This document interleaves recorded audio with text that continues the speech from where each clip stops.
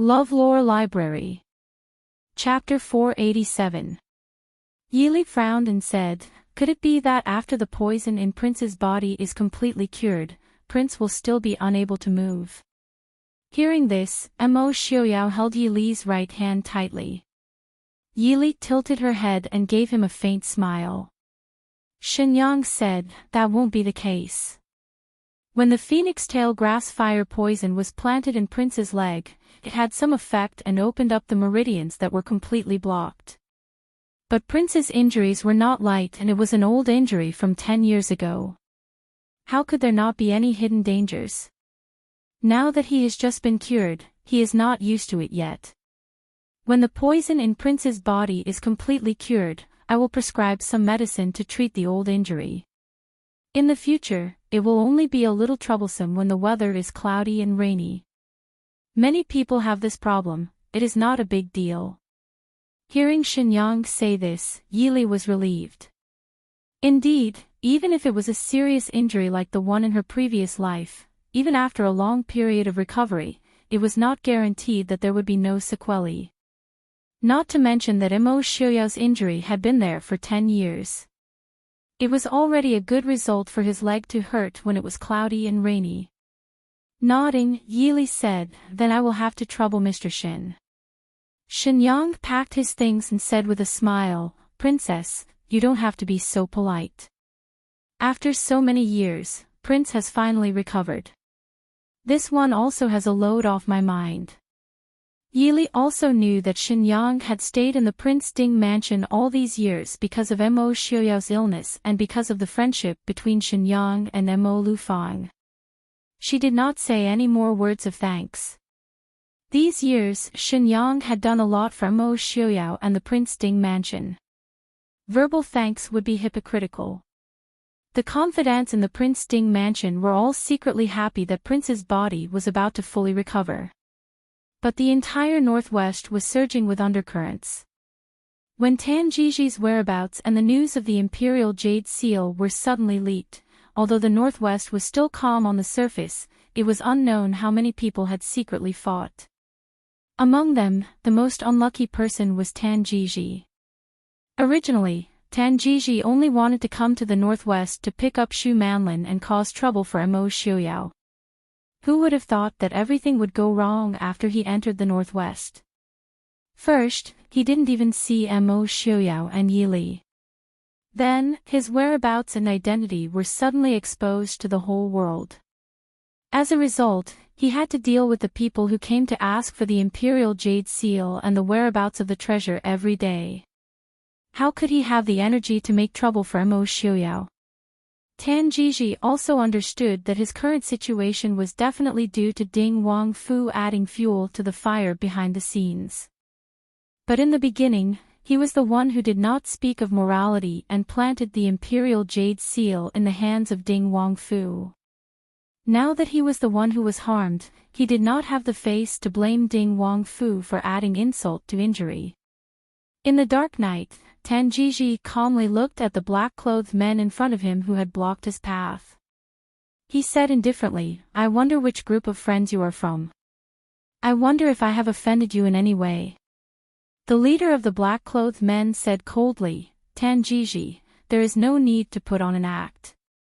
Hand over the Imperial Jade Seal and the whereabouts of the treasure and we can spare your life." Tan Jiji sneered and said, "You are not the first to come to me for the treasure, and you won't be the last. I don't know where you heard about the Imperial Jade Seal and the treasure from, but this young master only has 2 words, no." The black-clothed men sneered and said, "Lin Yuan, the orphan of the previous dynasty's imperial family. If we didn't find out about your identity, why would we come here? I advise you to tell us the whereabouts of the treasure honestly. Otherwise, don't blame us for being rude." Tan Jiji closed his eyes in annoyance as he looked at the black-clothed men who surrounded him. In the past few days, he had been annoyed by these people to the point that he was numb. His identity as the orphan of the previous dynasty's imperial family did make the news that he knew the whereabouts of the treasure much more credible. Tan Jiji was indeed suffering unspeakable. If he knew the whereabouts of the treasure, he wouldn't be wandering around in the northwest. Originally, the previous groups of people had been killed by him, but at this time, he was alone. The black-clothed men who surrounded him were obviously not people he could deal with alone. After thinking about it, Tanjiji opened his mouth and said, "If you want to know the whereabouts of the treasure, you can. But how do I know that you won't kill me to silence me after you get the treasure map?" The black-clothed men laughed and said, "Young Master Tan can rest assured that we only seek wealth and not sacrifice our lives. As long as young Master Tan hands over the whereabouts of the treasure, you can leave at any time." Tanjiji raised his eyebrows and said, "What if I hand over a fake? Unless young Master Tan intends to not see anyone for the rest of your life. You must know that although the world is big, there are not many places for someone like young Master Tan to hide." Tanjiji nodded and said, "Good, I will give it to you." After saying that, he waved his sleeve and threw out a map. The black-clothed men reached out and took it in their hands. Unfolding it, they saw that it was a map with a special mark. "This one believes young Master Tan. Farewell."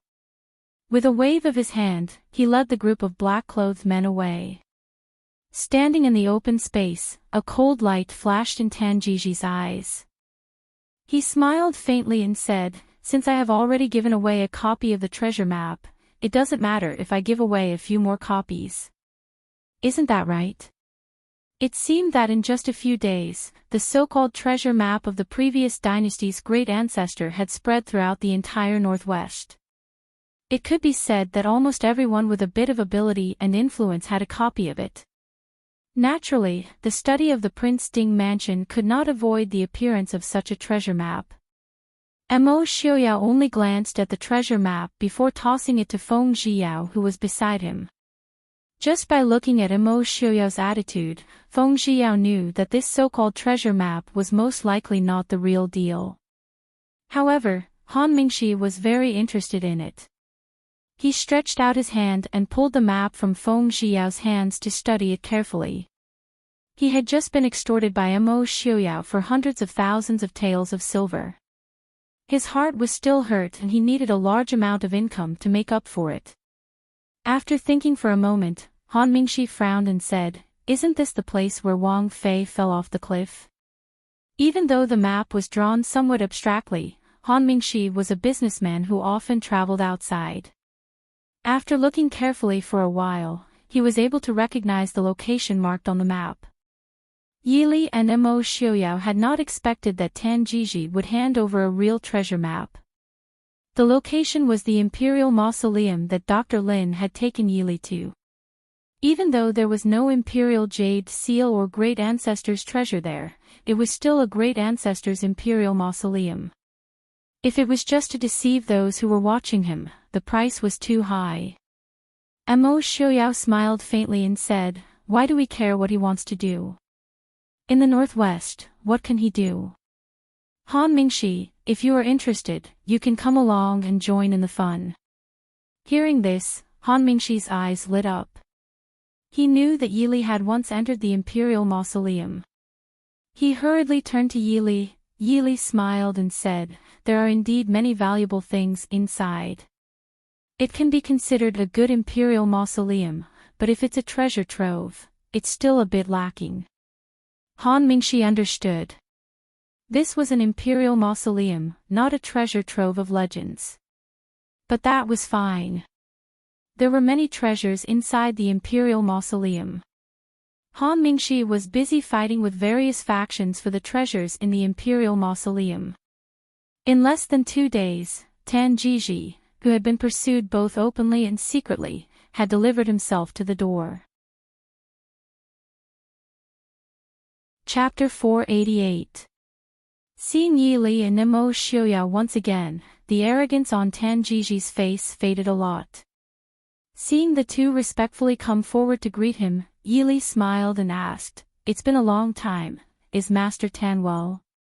Tanjiji smiled bitterly and looked at Yili. "Why does Princess ask when you already know the answer?" Yili had no sympathy for Tanjiji's emaciated and tired appearance. She smiled as usual. This consort and the prince have heard about what happened recently. It's been hard on Master Tan. Tanjiji felt a lump of air in his chest that he couldn't swallow or spit out. His face turned green and white.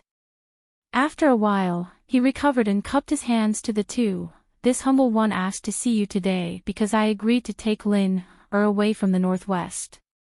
When does the prince and princess plan to let her go?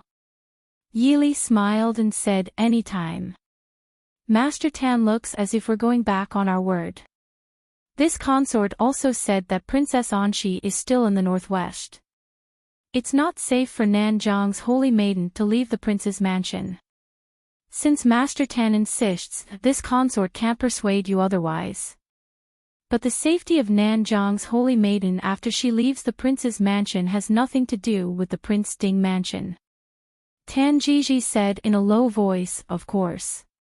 Hearing him say this, Yili was also straightforward. She waved her hand and asked Qin Feng to bring Shu Manlin over. Not long after, Shu Manlin was brought into the study. When she saw Tanjiji, she immediately threw herself into his arms and began to sob. Tanjiji looked down at her. Although she had lost some weight, he could see that she hadn't suffered much. The Prince Ding mansion also didn't make things difficult for Shu Manlin. Only then did he breathe a sigh of relief. He pulled Shu Manlin and was about to leave. Many thanks to the prince and princess. This humble one will leave now. Yili smiled faintly and said that she wouldn't see them out. She then had someone lead the two of them out. Because many people had rushed to the vicinity of the Imperial Mausoleum, Glass City was unusually quiet.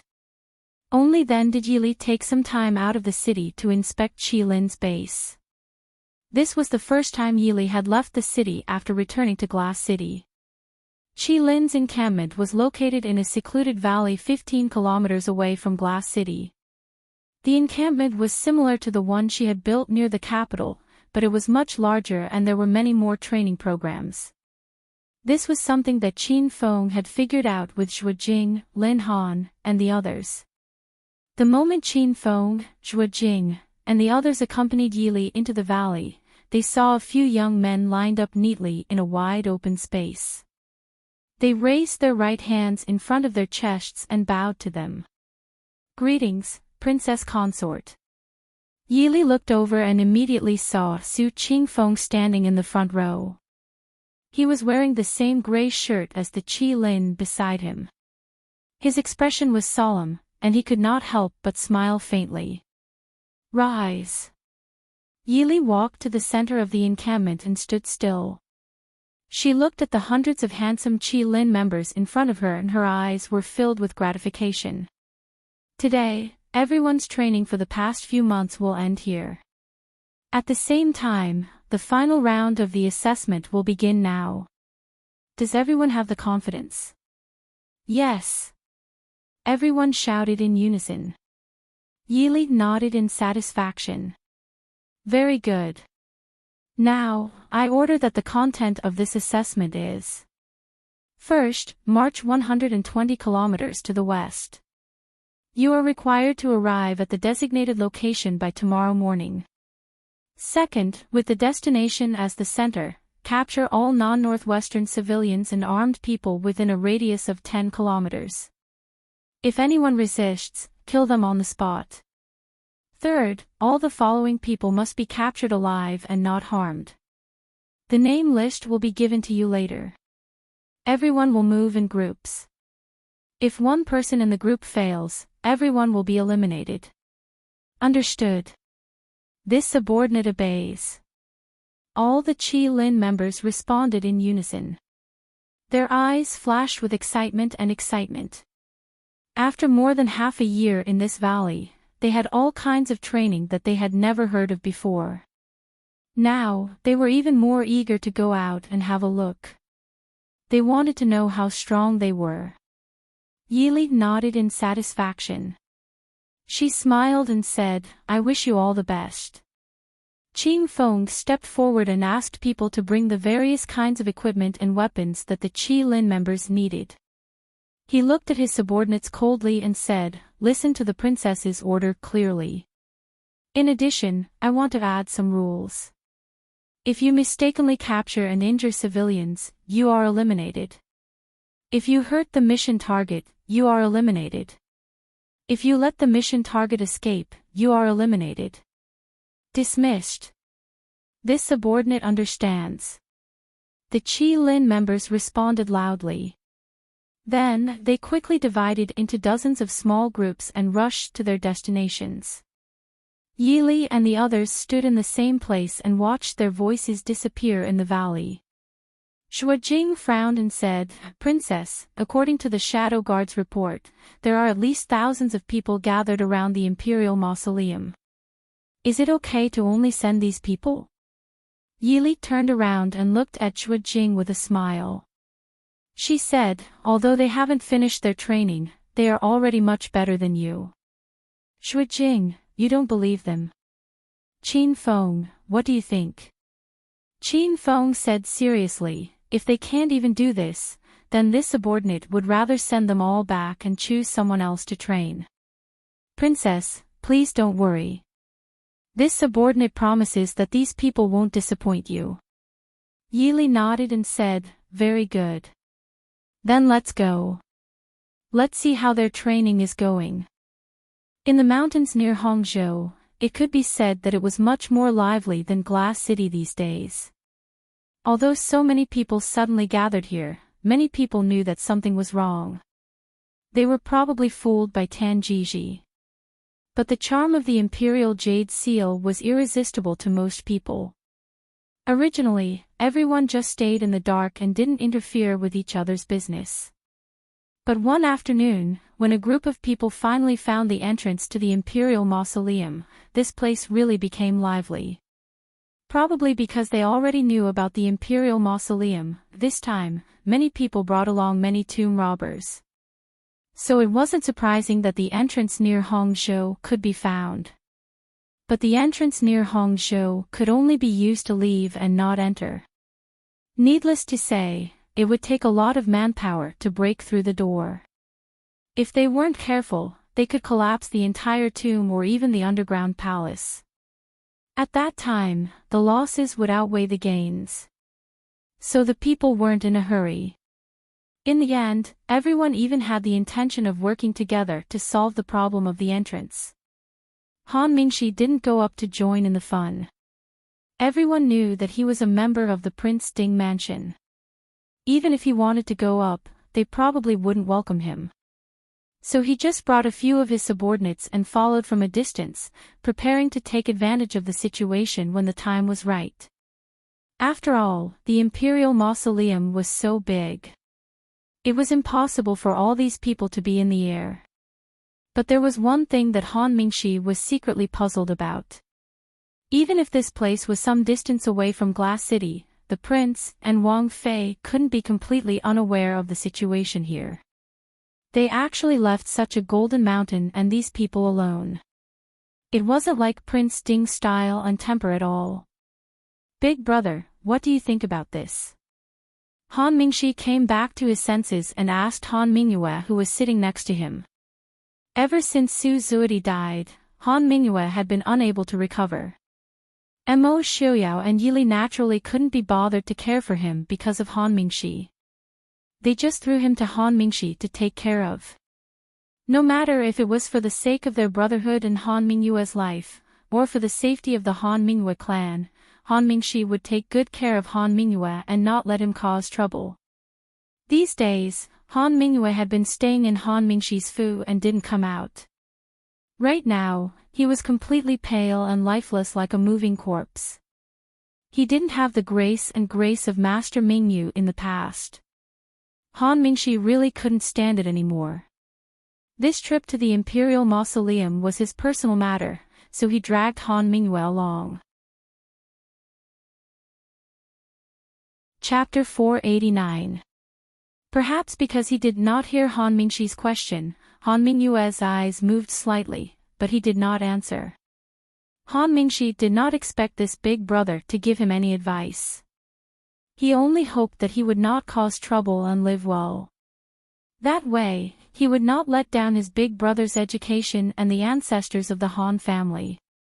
Thus, Han Mingyue's silence did not make Han Mingxi angry. He just casually leaned against the tree and said thoughtfully, I always feel that Prince Ding will not let me earn money so easily. Han Mingyue lowered his head and did not speak. Han Mingxi waved his hand and sighed. Forget it. We'll know what's going on when the time comes. He did not believe that Prince Ding would allow so many people to mess around in the northwest. Cheers came from the stone wall at the bottom of a cliff. It's open. It's open. The people gathered at the foot of the cliff were overjoyed. Although it had been a few days since they found the entrance, even with the world's best tomb raiders and construction experts gathered together, they still spent a lot of time to open the entrance to the Imperial Mausoleum intact. After all, they could not see anything from the outside and could not estimate what the mechanisms inside were like. One careless move could cause the entire mausoleum to collapse. At that time, what they would have to dig was not just the entrance door, but one or even several mountains. Fortunately, in the end, someone thought of digging a hole from the side and confirmed the position of the mechanisms inside. Only then was the entrance to the Imperial Mausoleum that had been hidden for hundreds of years opened. At the same time, this also proved that Tan Jiji had not lied to them. The treasure map he had given them was indeed a treasure map to an Imperial Mausoleum. The person who came out from inside said with an excited smile, "This really is an Imperial Mausoleum. The underground palace is very far from here. This Imperial Mausoleum is very large. Quickly go and report to the master."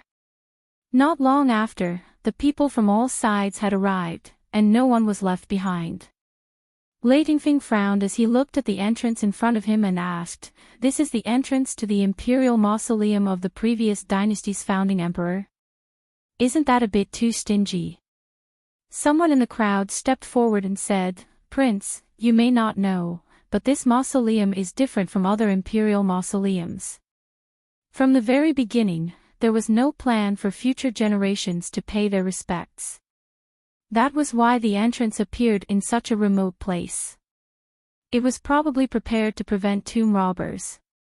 Moreover, this should not be the only entrance. Based on my deduction, this place is at least 10 miles away from the center of the underground palace." Lei Tingfeng nodded and glanced at the 7th prince and crown prince of the northern tribes and Prince Li of the Dechu state, Mo Jingli, who were also standing at the side. He could not help but frown. Originally, he thought that the treasure map was a secret. However, after finding the place, he realized that everyone had a copy of the so-called treasure map. Lei Tingfeng immediately knew that they had been tricked by Tan Jiji, but this treasure map was obviously real, and they had already found the place. Could it be that Tan Jiji wanted them to kill each other and then reap the benefits of the dispute? Thinking of this, Lei Tingfeng's heart jumped. He was not in a hurry to enter the Imperial Mausoleum. Smiling at the people around him who were also staring at him, he raised his eyebrows and smiled, "Your Highness, Prince Li, 7th Prince, what do you all plan to do?" Everyone present had different expressions, but they could not help but be wary of their opponents. They were all born in the imperial family, so they naturally knew what they would encounter in the Imperial Mausoleum. However, if others were to get there first, gold, silver, and jewels were secondary, but if others were to take the Imperial Jade Seal first, then it would really be troublesome. Yellow Hong chuckled, carrying a caution and shrewdness that was different from the nomads of the north. He smiled and said, "This prince is just a little curious. The mausoleum of the founding emperor of the Central Plains has been turned white. Just send someone in to take a look." With a wave of his hand, a group of men dressed as guards standing behind Yellow Hong stepped into the entrance first. Lei Tingfeng narrowed his eyes, a dark light flashing through his eyes. He nodded and smiled, Prince Yelu's words are reasonable. Although the imperial mausoleum is inauspicious, there is no need for us to personally explore it. Forget it, you all go in and take a look. When you go back, you can tell father. Behind him, a group of people dressed in golden brocade robes cupped their fists towards Lei Tingfeng and followed in. Yelu Hong and the others present were stunned. Those were the golden-robed guards of Genom Prince Gojoseon. They actually followed Lei Tingfeng out. Lei Tingfeng smiled at Mo Jingli and said, "How about it? Prince Li, are you not going to go in and take a look?" Mo Jingli snorted and said, "A gentleman does not stand on a collapsing wall. A mere imperial mausoleum is nothing in my eyes." With a wave of his hand, the guards standing behind him also followed in. Yelu Yi naturally did not want to fall behind and sent his own men into the imperial mausoleum. In a hidden place far away, Han Mingxi looked at the group of people who were still at the entrance with no intention of going in or leaving. He couldn't help but become angry. What are these people doing? If they don't go in, they will delay others. They won't go in. Han Mingyue, who had been sitting next to him and hadn't spoken until now, suddenly spoke up. Han Mingxi was stunned. He turned to look at Han Mingyue and asked, "Why?" Han Mingyue glanced at him and said indifferently, "Who are those people? If they aren't the crown prince of a country, then they are the son of a prince. They have high positions and power. They are not grave robbers. Even if they want the things inside, they won't personally take the risk. If they lose their lives, they will lose everything." Han Mingxi lowered his head and thought about it. He couldn't help but admit that his older brother's words were very reasonable. At the same time, he became even more depressed and angry. Then what is Mo Xiuyao's intention? He told me to come here and stare at these people? Is he playing with me? Han Mingyue was silent. He had no interest in Mo Xiuyao or the people in front of him. He only hoped that his younger brother would not go in and throw his life away. "Young Master Han." A low male voice suddenly appeared not far behind the two of them. Han Mingxi jumped in fright and stood up vigilantly to face the man who had suddenly appeared. The man wore dark green clothes and his face was painted with green dye. Even though Han Mingxi had been standing here for a long time, he couldn't tell what this person looked like after he washed his face clean. He frowned. When he saw that the man was not hostile, Han Mingxi asked, "Who the hell are you?" The man said in a low voice, "I am a recruit from Qilin Training Camp's 12th Squad. I am here to tell young Master Han that Qilin is carrying out a mission. Young Master Han, please leave." Mission? Han Mingxi was confused for a moment, but he immediately understood. He pointed at the group of people who were still facing off in the distance and asked them. The man stood there solemnly, looking down as if he hadn't heard Han Mingxi's question. Han Mingxi narrowed his eyes and looked at him with displeasure. He asked, "If this young master doesn't leave, what will you do?" The man was not polite. He raised his hand and snapped his fingers behind him. "Capture them." Even experts like Han Mingxi and Han Mingyue didn't have time to react. More than a dozen figures leapt forward and sealed Han Mingxi's and his people's pressure points before they were taken away. Han Mingxi had never been treated like this, not even when he had been chased by the major sects of Jianghu when he was young. He was so angry that his face turned red. Even though he was tied behind his back, he continued to struggle. A man behind him walked over and patted his shoulder. He said in a low voice, "Brother Han, you didn't want to cooperate. We didn't have a choice. Don't worry, we'll let you go in at most 4 hours. We are just carrying out Wang Fei's orders. Please don't blame us." Han Mingxi turned his head in grief and anger. He had just said it casually. Who knew that these bastards would be serious? Chapter 490. When he turned around, he realized that the person in front of him, who looked like a ghost, looked extremely familiar. Whoa whoa. It was Su Qingfeng. Su Qingfeng grinned at him. Brother Han, I'm sorry to offend you. When we're done with the mission, I'll treat you to a drink as an apology. Whoa whoa. Fuck you. Your Su family doesn't have any good intentions. Su Qingfeng pretended not to see the anger in his eyes. He waved his hand and ordered his subordinates to hide the captives so that they wouldn't disturb the characters. And so, for the first time in his life, the elegant and distinguished Sir Feng youth suffered retribution. Because Han Mingxi and the others were still in the game, there was no way they could send someone to escort them out. Thus, they casually found a secluded cave and placed them there. Then, they chopped some branches and grass to disguise themselves before swaggering off. Only Han Mingxi was left lying in the thicket, cursing in his heart. After dealing with Han Mingxi, Su Qingfeng contentedly lay on the hillside and observed the movements of the group of people at the entrance of the Imperial Mausoleum. It wasn't that he wanted to go against Han Mingxi, but that Han Mingxi had chosen the right place. It was exactly the place he needed. Facing the group of so-called prince heirs, Su Qingfeng's eyes were filled with excitement. This kind of life was much more interesting than studying at home or being an official. Captain, the people outside have all been cleaned up. Only those are left. Do you want to go over now? One of the team members quietly crept up to Su Qingfeng and crouched down beside him. Su Qingfeng shook his head and said in a low voice, "That group of people are all of noble status and are afraid of death. There are at least a few hundred guards around them.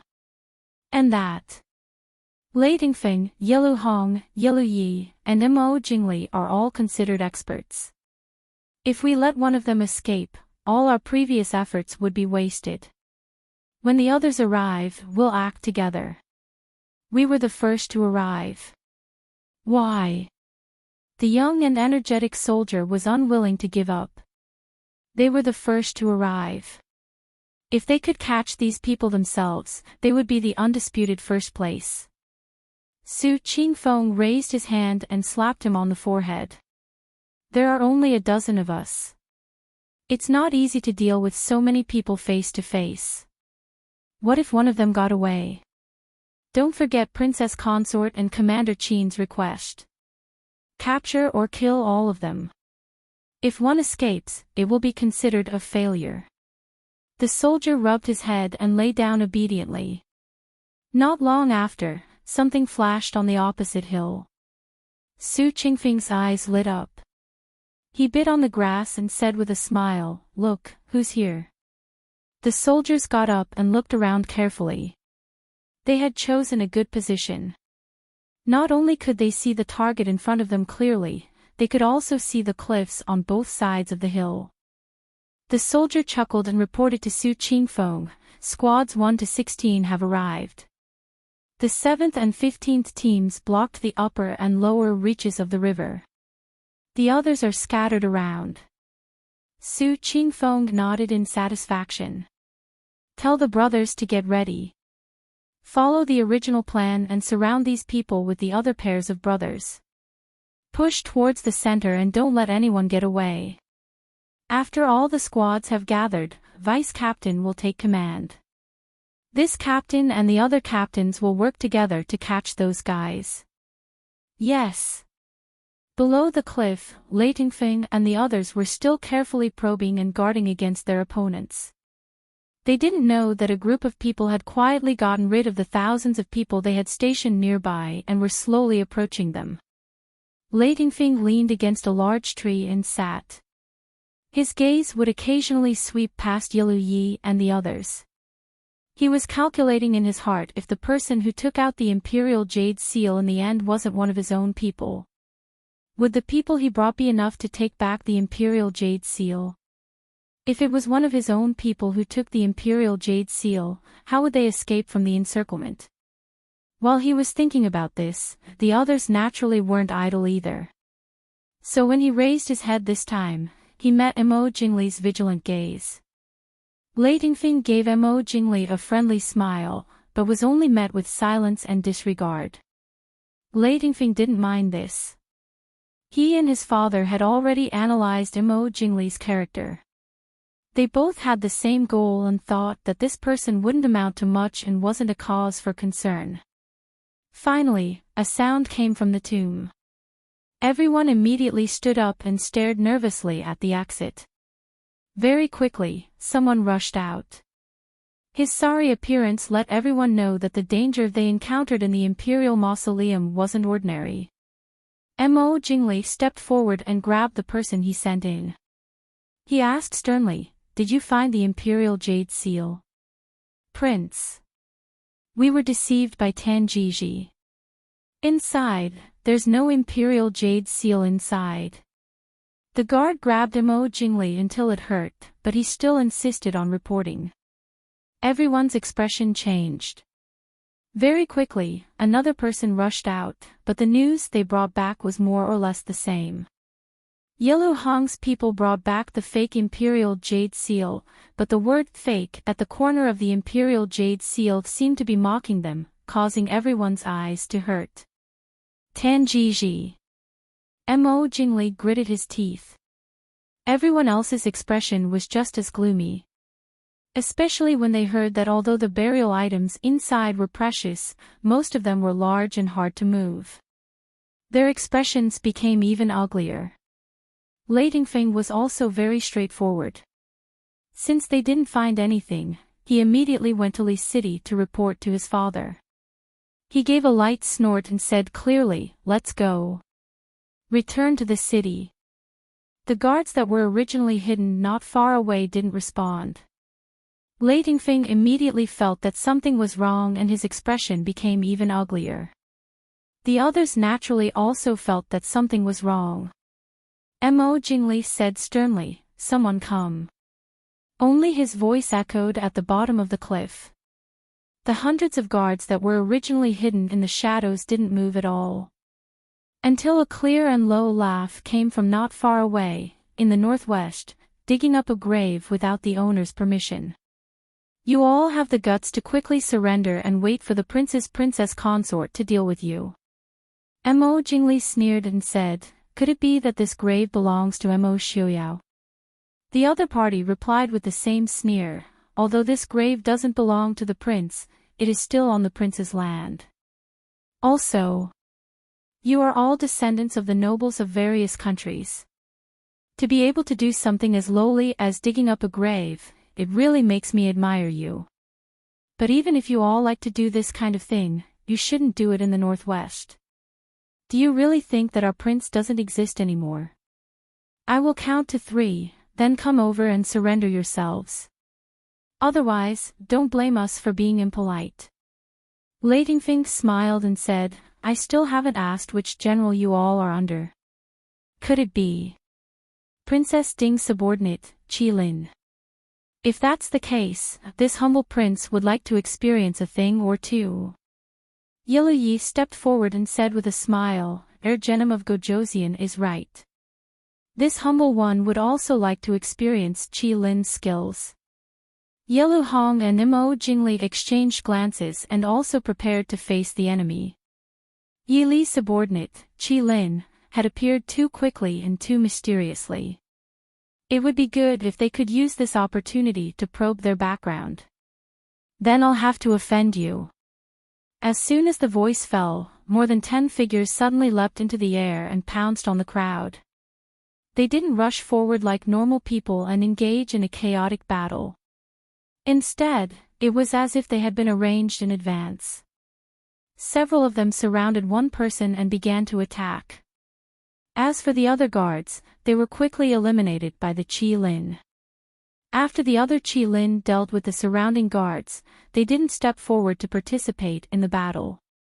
Instead, they surrounded the dozen people in the battlefield in an orderly manner, as if they were watching the battle and preventing the enemy from escaping. Chapter 491. Lei Tingfeng waved his long sword and fought with the people surrounding him. At the same time, He keenly found that these people cooperated very well and could adjust their formation at any time. Once one group showed a slight weakness, the other two groups would send people to join in. These people were not a match for him in a one-on-one fight, but they were not mediocre. Not to mention 1 against 10, even if 4 people worked together, it would be enough to make him complain inside. The battle ended after the time it took to brew a cup of tea. Without any suspense, all 4 of them were captured. One of them made a hand gesture to the surrounding Kirans, and the surrounding people immediately cheered and scattered in all directions, quickly disappearing into the forest. Leitingfing lowered his head to look at the short knife on his neck and the person who was quietly and neatly tying him up. He sighed helplessly and said, "Qi Lin lives up to its reputation." The person who tied him up stared at the green-faced face and grinned. "Shitzi, thank you for the praise. We are not official Qi Lin." Leitingfing smiled but did not speak. His heart sank. This kind of combat power, no matter which country's army it was, would be the best of the best. These people were not official Qi Lin. Then how strong were the real Qi Lin? Looking at the faces in front of him that he could not see their true faces, Leitingfing couldn't help but feel a chill in his heart. "Everyone, what happened to the people we brought?" Yelu Hong asked. One of them made a sound and rubbed his head as he thought. Then he said, "The higher-ups only said that the important people were to be unharmed, the others were to be at ease. The obedient ones were all tied up, the disobedient ones were all killed." Yelu Hong's expression couldn't help but change. The northern tribes were known for their valiance and bravery. They simply couldn't believe that so many northern tribes experts had been killed so quietly. Regarding this, Leitingfing had an idea in his heart and wasn't that excited. He was only calculating in his heart what kind of price he would have to pay if he fell into the hands of Prince Ding and Princess Ding. "Greetings, Your Highness." "Greetings, Commander." In a forest with flat terrain, Yi Li, who was dressed in white, stood leisurely without any makeup. Half a step behind him stood the black-clothed Qin Feng, Zhuo Jing, and Lin Han. Not far away were Han Mingxi, who had just been dragged out of the grass nest, and Han Mingyue, who had a complicated expression on her face.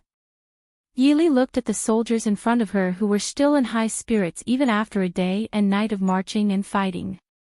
She nodded her head in satisfaction and said, "No need for formalities. I, Commander Qin, and the 3 instructors have all seen your performance today. Let's talk about the shortcomings later. Overall, we are very satisfied." Everyone let out a sigh of relief and said in unison, "Thank you, Princess. Many thanks for the correction." They had not thought that when they had been marching and fighting, Wang Fei, the commander, and the instructors who often trained them had been watching from behind. However, they were still very happy to receive a satisfactory evaluation from Wang Fei. Yi Li smiled as she looked at the excited youths in front of her. She smiled faintly and said, "Then, Ben Fei announces that you have officially left the training camp and become members of Qi Lin." Another wave of cheers came from the troop. Qin Feng, who was standing behind Yi Li, stepped forward and looked maliciously at the excited subordinates. He said, "Don't be happy too early. Truly becoming a member of Qi Lin means that your future days will be more difficult than before. Commander, we are not afraid." A soldier in the troop came forward and said firmly, "Aren't you afraid?" Qin Feng gave him a rare smile. The soldier only felt a chill in his bones. Qin Feng's voice continued, "Then, to welcome and celebrate everyone officially becoming a member of Qi Lin, I have prepared a gift for you. The gift this commander has prepared for everyone is 1 month of wilderness survival. The location is 300 li northeast of Lingyun mountain range. The requirements are that you are not allowed to obtain supplies from civilians in any way, and you are not allowed to alert the garrison troops. Losers. Qin Feng smiled without a change in expression when he saw the originally excited expressions turn into tears. He said, "Losers will wash the clothes of all of Qi Lin in the next 3 months." Everyone instantly cursed in their hearts. Qi Lin had to train endlessly every day. Their clothes were so dirty that they didn't even want to touch them. There were at least 700 or 800 people in Qi Lin. They would rather die than wash so many clothes. Qin Feng obviously couldn't understand the pain and resentment of his subordinates. He looked satisfactorily at the soldiers whose faces were covered with oil paint, but whose resentment could be clearly seen. He waved his hand and said, "Now, everyone. Set out from the northeast." "Yes. Captain of Squad 12, stay here," Yili said. Su Qingfeng, who had originally planned to run with them, stilled and stayed where he was. "Wang Fei," Su Qingfeng said in confusion. "Third brother, your training is over," Yili said with a smile. Su Qingfeng knew that when Yili called him third brother, it meant that they had a personal relationship. But Su Qingfeng did not want to treat this as a personal matter. After a moment of silence, Su Qingfeng said, "Wang Fei, I want to stay with them." Yili frowned and said, "We did not originally say this." Su Qingfeng had joined halfway. Even though his training results were not worse than the others, from the beginning, no one had planned on keeping him in Qi Lin. Even Su Qingfeng himself probably did not have this plan. Originally, he wanted to be on the battlefield, not on such a small team. Qi Lin was fated not to be able to face the battlefield directly. Also, because of the confidentiality of Qi Lin, if Su Qingfeng really joined Qi Lin, it meant that he would not be able to marry and have children for at least a few years. He would also not be able to interact with his family for a long time. This was probably not what uncle and aunt wanted to see.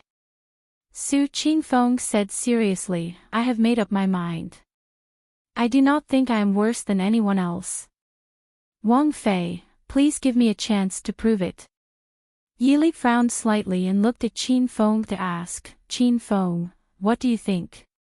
Qin Feng raised an eyebrow and said, "Third Master Su's ability is unquestionable. Actually, Wang Fei can wait for Third Master Su to return before deciding whether to stay or leave. There is also time to discuss with old teacher Su and the 2 masters." Yili thought for a moment and nodded, "All right then, third brother, you can go first." Su Qingfeng heard this and his face lit up with joy. He bowed to Yili and Qin Feng before turning to chase after his own team. Reporting to Prince, bad news. In the inn in Glass City, a servant knocked on Genom of Gojoseon's door with a panicked expression. Not long after, the door opened from the inside. Genom of Gojoseon stood at the door with a gloomy expression. He stared at the panicked servant in front of him and asked coldly, "What happened?" The servant panted heavily and stammered, "Your Highness. Something happened to Your Highness. Your Highness has been captured by the people from the Prince Ding mansion." Genom of Gojoseon's heart sank. His subordinates naturally would not speak without thinking. However, in the past 2 days, he had not heard of any movement of troops in or near Glass City. "How could Tingfeng, what else is there? Tell me everything," Genom of Gojoseon said in a low voice. Chapter 492. The attendant hurriedly said, "We have lost contact with all the people who went out with the Crown Prince. I heard that this morning, Princess Ding personally escorted a group of people back to the mansion. The servants reported that they saw the Crown Prince of the Northern Tribes, the 7th Prince, and Prince Li of Eastern Chu." Genom of Gojoseon frowned. What does the Prince Ding mansion want to do after capturing so many people? Genom of Gojoseon did not believe that the Prince Ding mansion wanted to start a war with the other countries.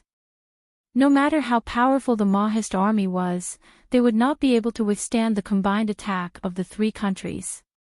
Just as he was thinking about the purpose of this trip to the Prince Ding mansion, someone sent an invitation.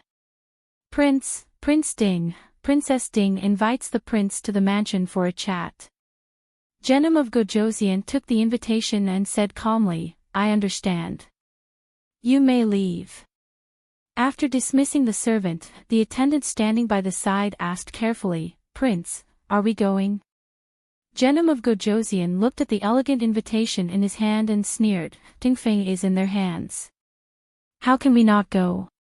In the Prince Ding mansion, Han Mingxi was complaining to Yili about what happened to him yesterday. Yili smiled at his indignant expression and said, Mingxi, it's all a misunderstanding. I'll apologize to you on their behalf. Is that not enough? Han Mingxi glanced at Imo Xiaoyao who was calmly drinking tea.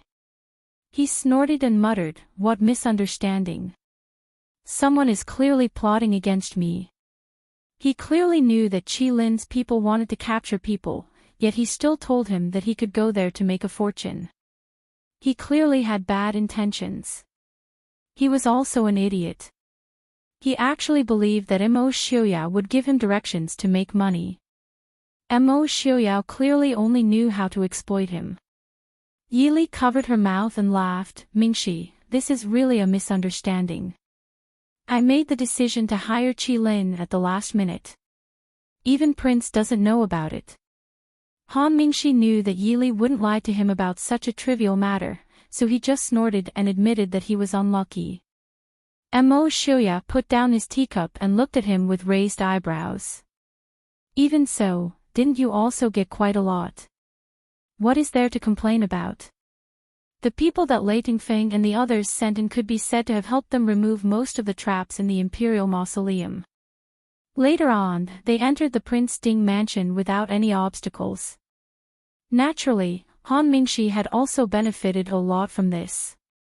Han Mingxi thought about the various treasures, antiques, gold, silver, and jewelry that he had just brought home from outside, and the anger in his heart subsided. He stared vigilantly at Imo Xiaoyao and said, those things are all mine. Don't even think about getting your hands on them. Imo Xiaoyao didn't comment. Ling Taihan's aptitude, comprehension, and diligence are not lacking at all. He has been training hard all these years. If it weren't for these 10 years of injuries, I might be able to beat him. If it were now, I'm afraid I would be slightly inferior. Imo Xiaoyao's talent was indeed rare in the world. However, no matter how good his talent was, it could not withstand these 10 years of exhaustion. In fact, for Mo Xiaoyao to be able to maintain his martial arts to this level, it was already unknown how much sweat and hard work he had put in. Right now, Ling Taihan can be said to be the world's #1 expert without a doubt. Imo Xiaoyao sighed softly as he watched the two fight. You're saying? Yili was startled. Imo Xiaoyao continued, Jenim of Gojosian is not Ling Taihan's opponent, and Mu Qingzang is even less so. Imo Xiaoyao also admitted that he was inferior to Ling Taihan. Ling Taihan was indeed the world's #1 expert without a doubt. As expected, in a situation where Ling Taihan did not show any mercy and Jenim of Gojosian was clearly not in his best condition, Jenim of Gojosian quickly began to show signs of defeat. However, Ling Taihan clearly did not have any intention of stopping, and continued to relentlessly attack. Seeing this, Yili could not help but observe a moment of silence for Jenim of Gojosian. Her original intention of inviting Jenim of Gojosian to the Prince Ding mansion today was definitely not for Ling Taihan to teach him a lesson. She only wanted this matter to end quickly. Everything was just a coincidence. Ling Taihan is so ruthless no matter who he fights with. Yili asked with a frown. Thinking of the previously arranged match between Imo Xiaoyao and Ling Taihan, she could not help but feel a little worried. Imo Xiaoyao smiled and reached out to pull her into his arms. Ignoring the sidelong glances of the onlookers, he laughed softly and said, Ling Taihan is not an idiot. If he really wants to fight me to the death, even if I end up worse off, he won't be any better off. The difference in strength between them was not to the point where Ling Taihan could one-sidedly suppress him. If he performed above his usual level, it would be hard to tell who would win. If Ling Taihan wanted to fight him to the death, it would only result in a lose-lose situation for both sides. Moreover, don't think that they are fighting so fiercely. Ling Taihan is not using his full strength, and Lei Jinting is also holding back. Yili pointed at Genom of Gojoseon, whose movements had clearly slowed down after being hit by a palm, and asked, "Are you hinting that Ling Taihan and Lei Jinting have a personal grudge?" Chapter 493. Mo Xiuyou smiled but did not speak. Ling Taihan had already lost interest in Lei Jinting's martial arts. If he didn't have a personal grudge, why would he attack when he heard that Lei Jinting had come to the Prince Ding mansion?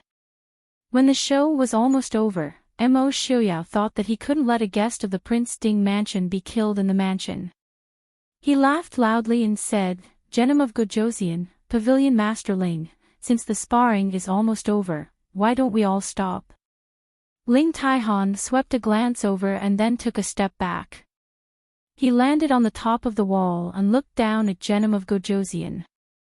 Compared to Ling Taihan's elegance, Genom of Gojoseon appeared to be in a difficult situation. There was a trickle of blood at the corner of his mouth. He pressed one hand against his chest that had been hit by Ling Taihan's palm. His expression was heavy. He turned to look at Yili and Mo Xiuyou who were watching from the side. He said in a heavy voice, "Prince Ding, Princess Ding, what is the meaning of this?" Yili took a step forward and said with a faint smile, "Genom of Gojoseon, please forgive us. Pavilion Master Ling has been a guest at the Fu these days. Please forgive us for our lack of manners. Pavilion Master Ling, if you don't want to drink, why don't we have a cup of tea?" Ling Taihan raised a fist in a salute to Yili. He laughed loudly and said, "I was just passing by and saw Genom of Gojoseon come in. I was itching to spar. Please forgive me, Wang Fei." Yili nodded and smiled, "Pavilion Master Ling, take care." Ling Taihan nodded at Mo Xiuyou, then flew out of the front courtyard. After inviting Genom of Gojoseon into the main hall to take a seat, Yili looked at Genom of Gojoseon, who had an ugly expression on his face, and asked, "Prince, do you need a doctor to come over and take a look?" Genom of Gojoseon gave a light snort and wiped the blood from his lips. "Many thanks, Wang Fei. It's just a small wound." Yili nodded. It seemed that the wound was not serious. Although Yili did not know why Ling Taihan would suddenly step in and start a feud with Genom of Gojoseon, she did not object to the current outcome. A Genom of Gojoseon with internal injuries was clearly more beneficial to their interests than a Genom of Gojoseon without any injuries. Letting the servant girls serve tea and leave, Genom of Gojoseon looked at Mo Xiuyou and Yili. He asked straightforwardly, "I heard that Go is a guest in the Wang Fu. Can he come out and meet us?" Mo Xiuyou's brows rose. His snow-white hair made his smile appear cold and emotionless. "Guest? Li, have you invited Genom of Gojoseon to the Fu as a guest?" Yili shook her head and gave a faint smile. "I left the city the day before yesterday to inspect the Qilin station and only came back this morning. Why would I invite Genom of Gojoseon to be a guest?" Hearing this, Genom of Gojoseon's heart sank. Shuojing's straightforward words, coupled with his cold, stern, and handsome face, immediately made him seem righteous, as if he was telling the truth. Everyone present was an expert at acting. Mo Xiuyou sat up and reprimanded him softly. "Crown Prince Genom of Gojoseon, how can you be so casual about such an important matter?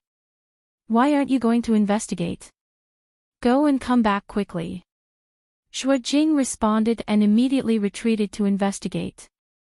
After Shuojing's figure disappeared from the door, Mo Xiuyou picked up his tea and took a sip. He smiled at Genom of Gojoseon and said, "Prince, don't be anxious. Shuojing is one of Princess Li's people. He is usually very reliable when it comes to handling matters. This was a moment of carelessness. I think we will be able to figure out the whole story very soon. How could Genom of Gojosian not see that Imo Shioya was acting? But his son was in the hands of others, so naturally he would listen to whatever they said. He smiled faintly and said, "Then I will have to trouble Prince Ding." Shuajing left quickly and returned quickly. In the time it took to drink a cup of tea, Shuajing reappeared at the door of the main hall.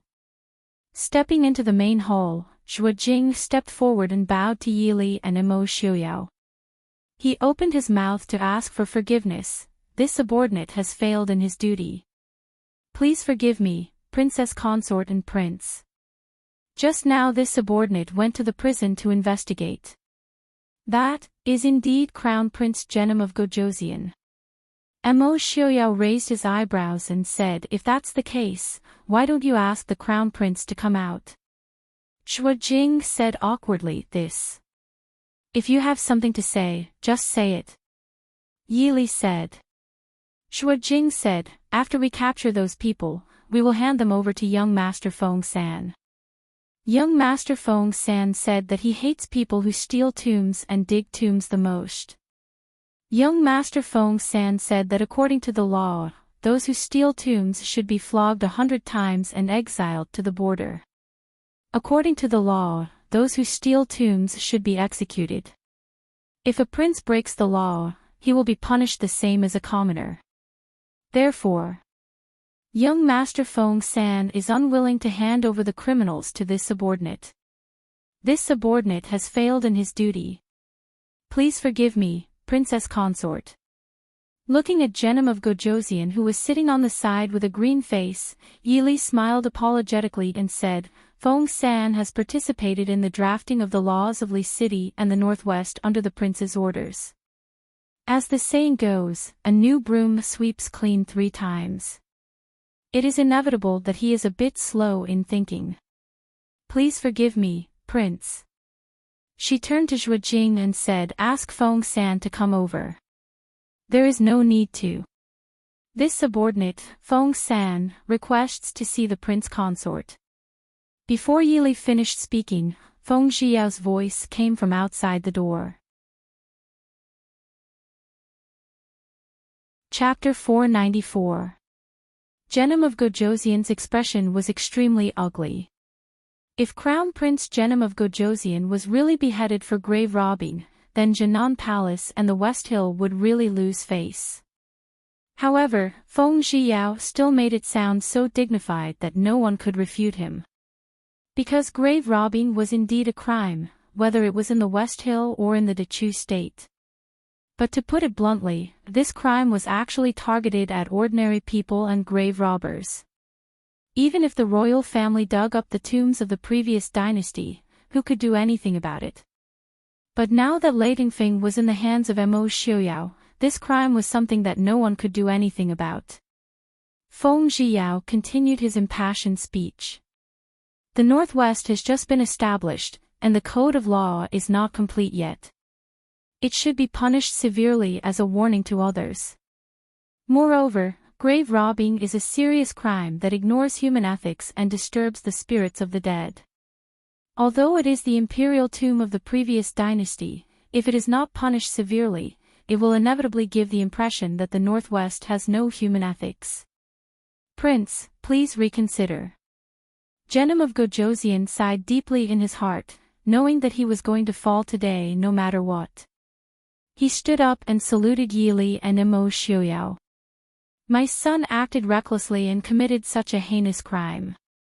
Prince Ding and Princess, please forgive him. The West Hill and Jinan Palace are willing to do all we can to compensate the Prince Ding mansion and the Northwest." Hearing this, Yili and Imo Xiuyao looked at each other and smiled knowingly. It was a good thing that he was willing to admit defeat. In the end, the matter of Lei Tingfeng was satisfactorily resolved by Genom of Gojosian's compromise, which included the signing of a 5-year truce agreement between the West Hill and the Mahist army, as well as the establishment of trade between the West Hill and the Northwest and the establishment of a direct trade route to the western region. Furthermore, the West Hill would sell a certain amount of copper and iron ore to the Northwest at a low price every year as compensation for Leitingfing's actions in the Northwest. After coming to the Northwest, it could be said that the South Garden King didn't gain anything at all. Early the next morning, he left Glass City with Leitingfing and returned to the Western Tomb. However, less than half of the troops that had originally come were left when they returned. Yili and Mo Xiuyao did not ask how the Crown Prince and 7th Prince of the Northern Tribes and Dechu States kingly were going to negotiate, and left it to Su Qingqin and Su Hongyu to handle. Yili and Mo Xiuyao were very confident in the abilities of the two of them. Naturally, they were not worried that they would cause the Mo family army to suffer. After Genom of Gojoseon left, Ling Taihan and his sister, who were staying at the Prince Ding mansion, also left together. Although the sickly scholar, who had not recovered from his illness, still looked as pale as before, his breathing seemed to be much better than before.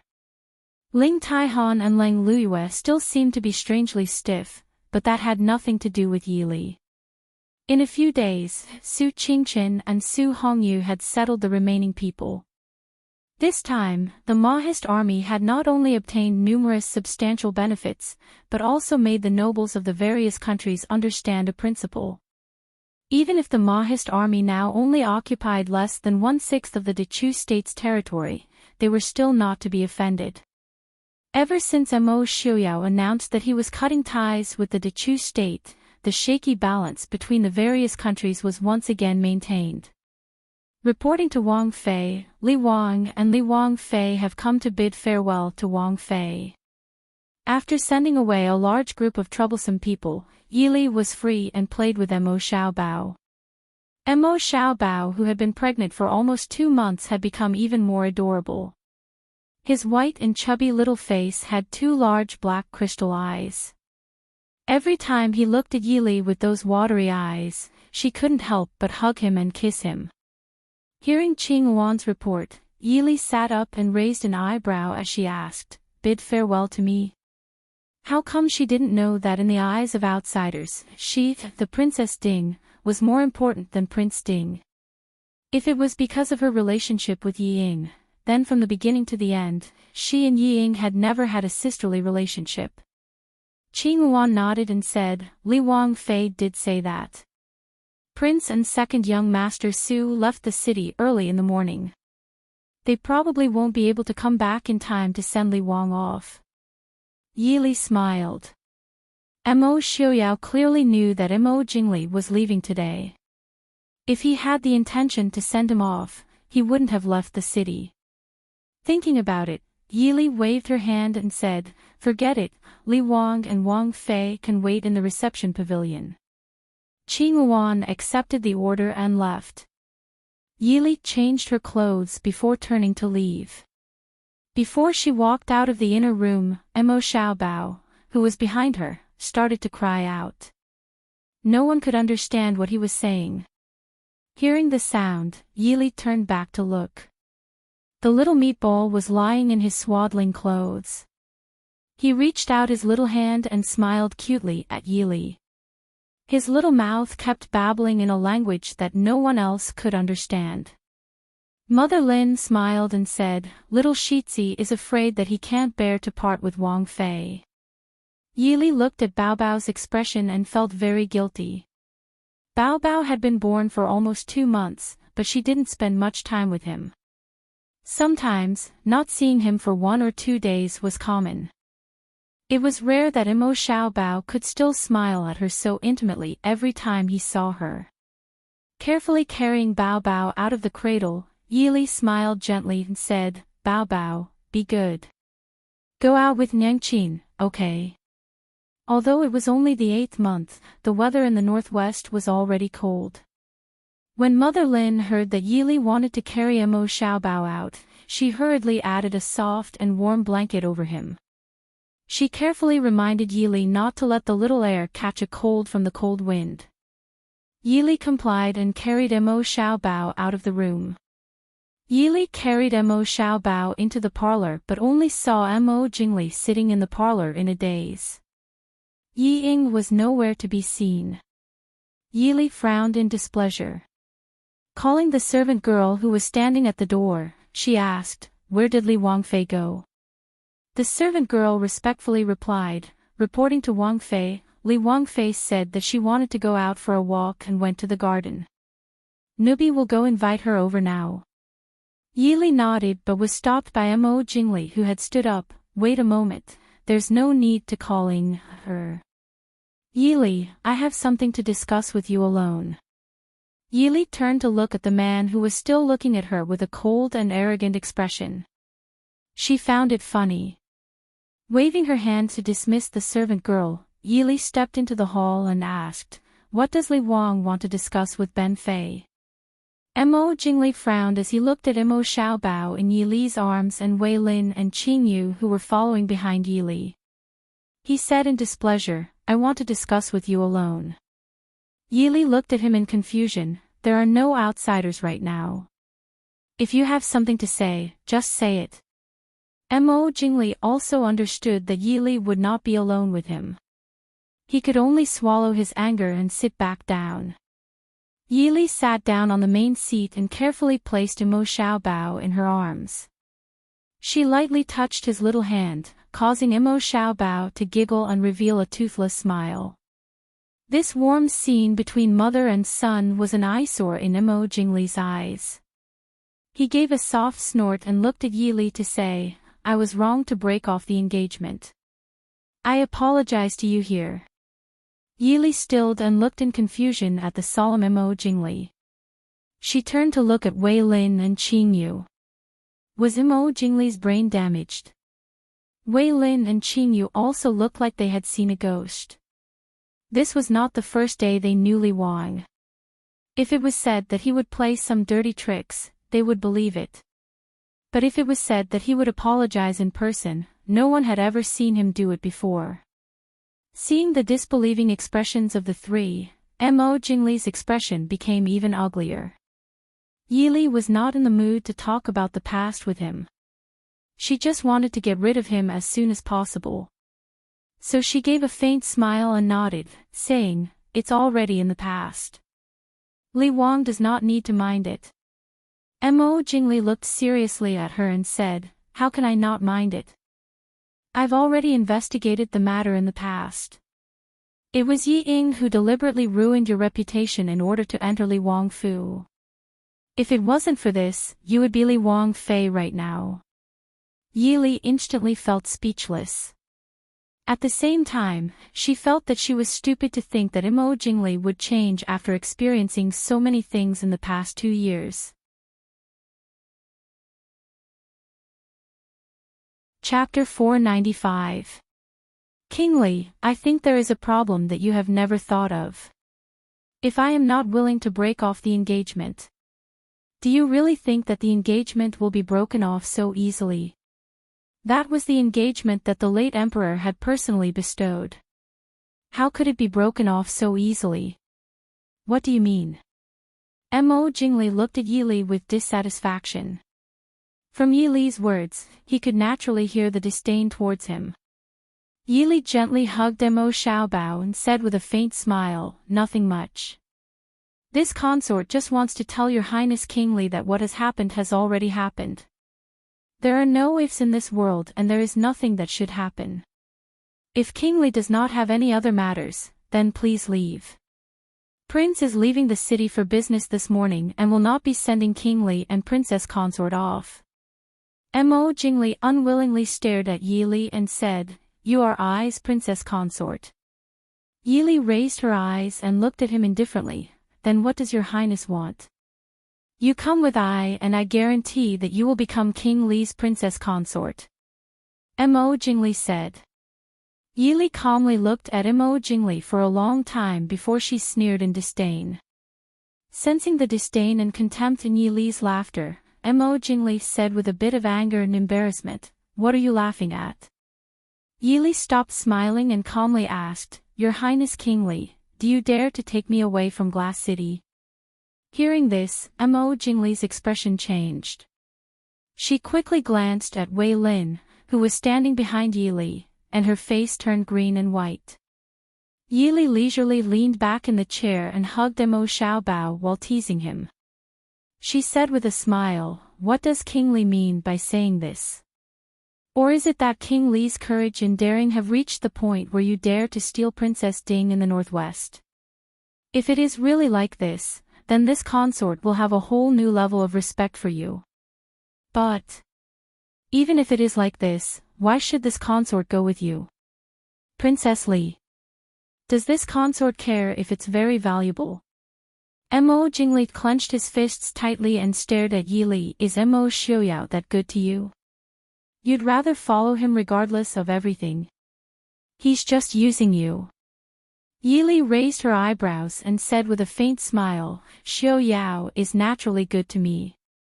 Who in the world doesn't know that I am his only wife, that I am in charge of the Prince Ding mansion and half of the Mahist army, and that I am in charge of the most mysterious and elite Qilin in the world? These, can you give them to me? Do you dare to give it to me? Could it be that Prince Li doesn't want to use me? Don't you want the Yunzhou Su clan behind me? Don't you want my Qilin?" Having been mercilessly exposed, Mo Jingli's expression turned ugly. After a long time, he gritted his teeth and said, "The Mahist army can be said to be the enemy of the entire world.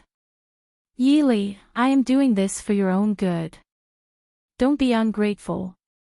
Yili said indifferently, "This consort appreciates Prince Li's kindness. Prince Li has also waited for a long time.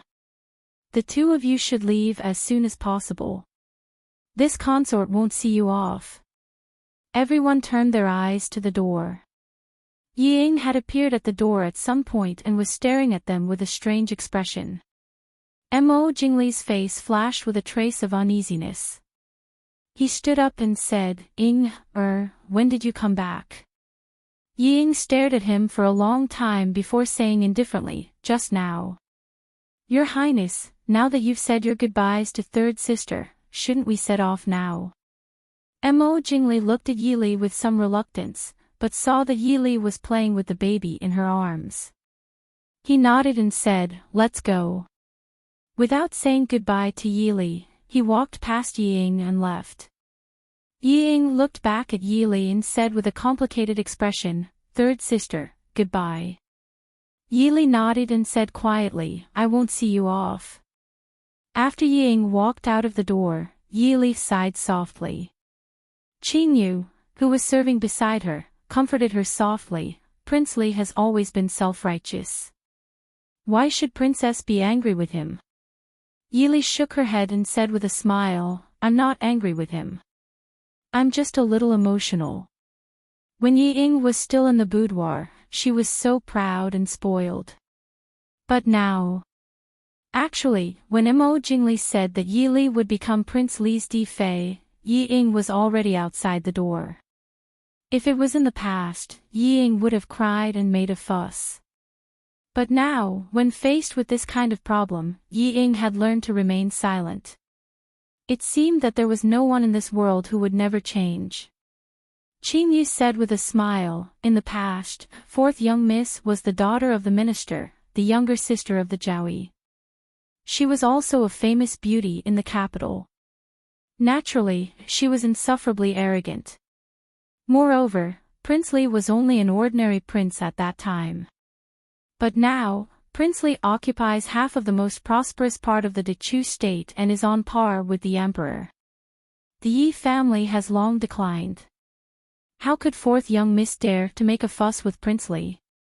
The Prince Li of today is no longer the Prince Li of the past who always favors fourth young Mississippi," Yili smiled. "Wasn't that so? Mo Jingli even brought Princess Xixia to the northwest. It could be seen that Yi Ying's position in his heart was just as so-so.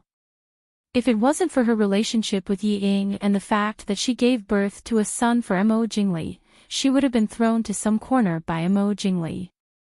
After the various countries' envoys left, Glass City gradually regained its peace. But at the same time, many merchants came to Glass City and even the entire Northwest to settle down. Many of the citizens who had fled to the Great Pass to escape the disaster of war gradually moved back. The entire Northwest, under the efforts of the Prince Ding mansion, did not become chaotic because of the sudden announcement of breaking off relations with the Dechu state. Instead, it gradually got on the right track. When Yili finally let out a sigh of relief, Su Qingze and Qin Zhang's wedding date finally arrived. Although Su Qingze was the first person in the Su family to get married in this generation, the Su family, from Mr. Qin Yun to Su Qingze and Qin Jing, emphasized that the wedding should be simple.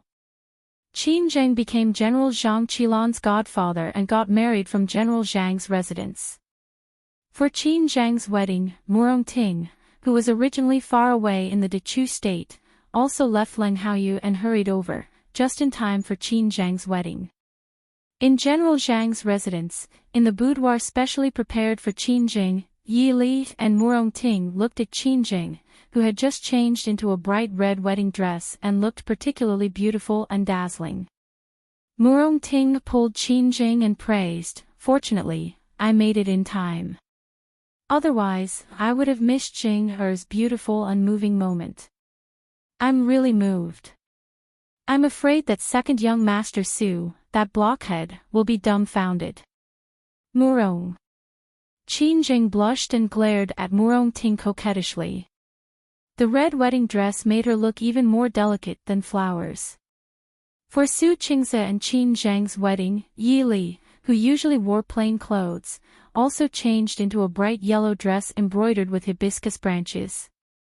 Standing in front of Qin Jing, she looked at her and nodded with a smile. Murong is right. Indeed, people are more delicate than flowers. Second brother is really lucky to be able to marry sister Jing Er. Qin Zhang looked at the two of them helplessly and said unwillingly, "Li, even you are teasing me." Yi Li quickly covered her mouth and laughed. "I don't dare. After today, Jing will be my second sister-in-law. How would I dare to tease second sister-in-law? Isn't that right, sister-in-law?" There was a burst of cheerful laughter in the boudoir. Murongting turned around and took out a large sandalwood box from her luggage and handed it to Qin Jing. Qin Jing looked at her in confusion. "This is..." Murongting said, "Before I left, Madame Qin sent someone to send it over. She said that she left in a hurry and didn't do anything. She didn't even give you a dowry. Madame Qin and Lord Qin personally arranged these. They said that they were your dowry." The originally joyful atmosphere in the boudoir gradually faded. Qin Zheng held the box and tears immediately fell. Murongting immediately panicked and hurriedly took out her handkerchief to wipe Qin Zheng's tears. "Today is your good day. How can you cry?" I didn't want to make you cry."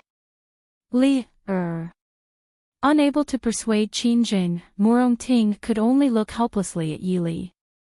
She really didn't want to make Qin Jing cry, but the dowry from the Qin family must be handed over to Jing before the ceremony.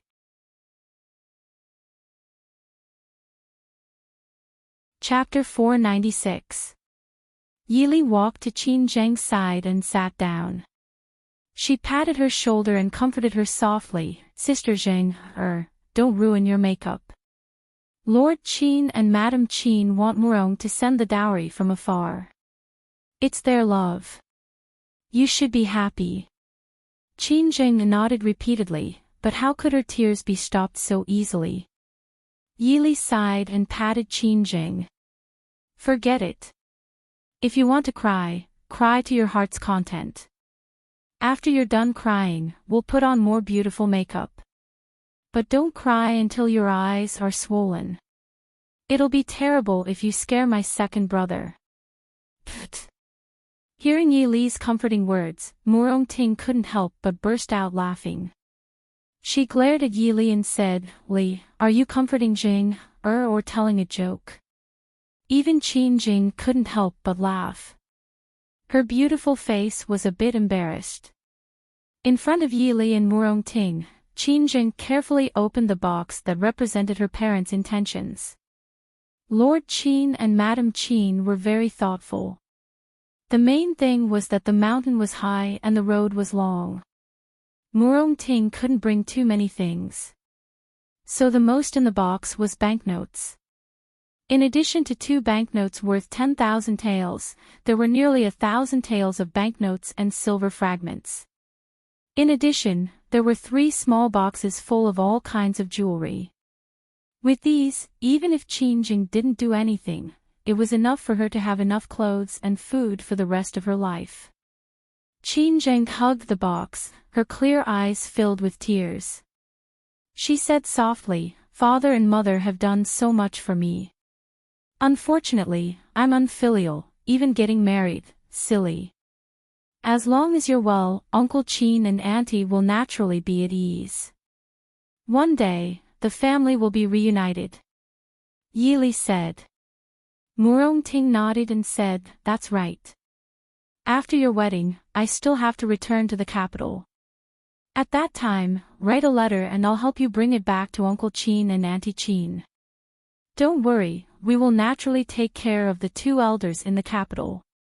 Qingjing nodded and wiped her tears. She said with some shame, "Thank you, Li He and Murong-ting." Murong-ting smiled and said, "What are you thanking us for? Aren't we friends?" Yili laughed and said, "All right, Hero and Murong, your friend is about to go overboard. Go and add these things to the dowry list. Just say that it's a dowry from Zheng Er's parents." Qin Zheng's dowry was prepared by the general's mansion. Yili and the Prince Ding mansion had also sent a lot of dowry, which was not thin. But in the end, the dowry given by the biological parents had a different meaning.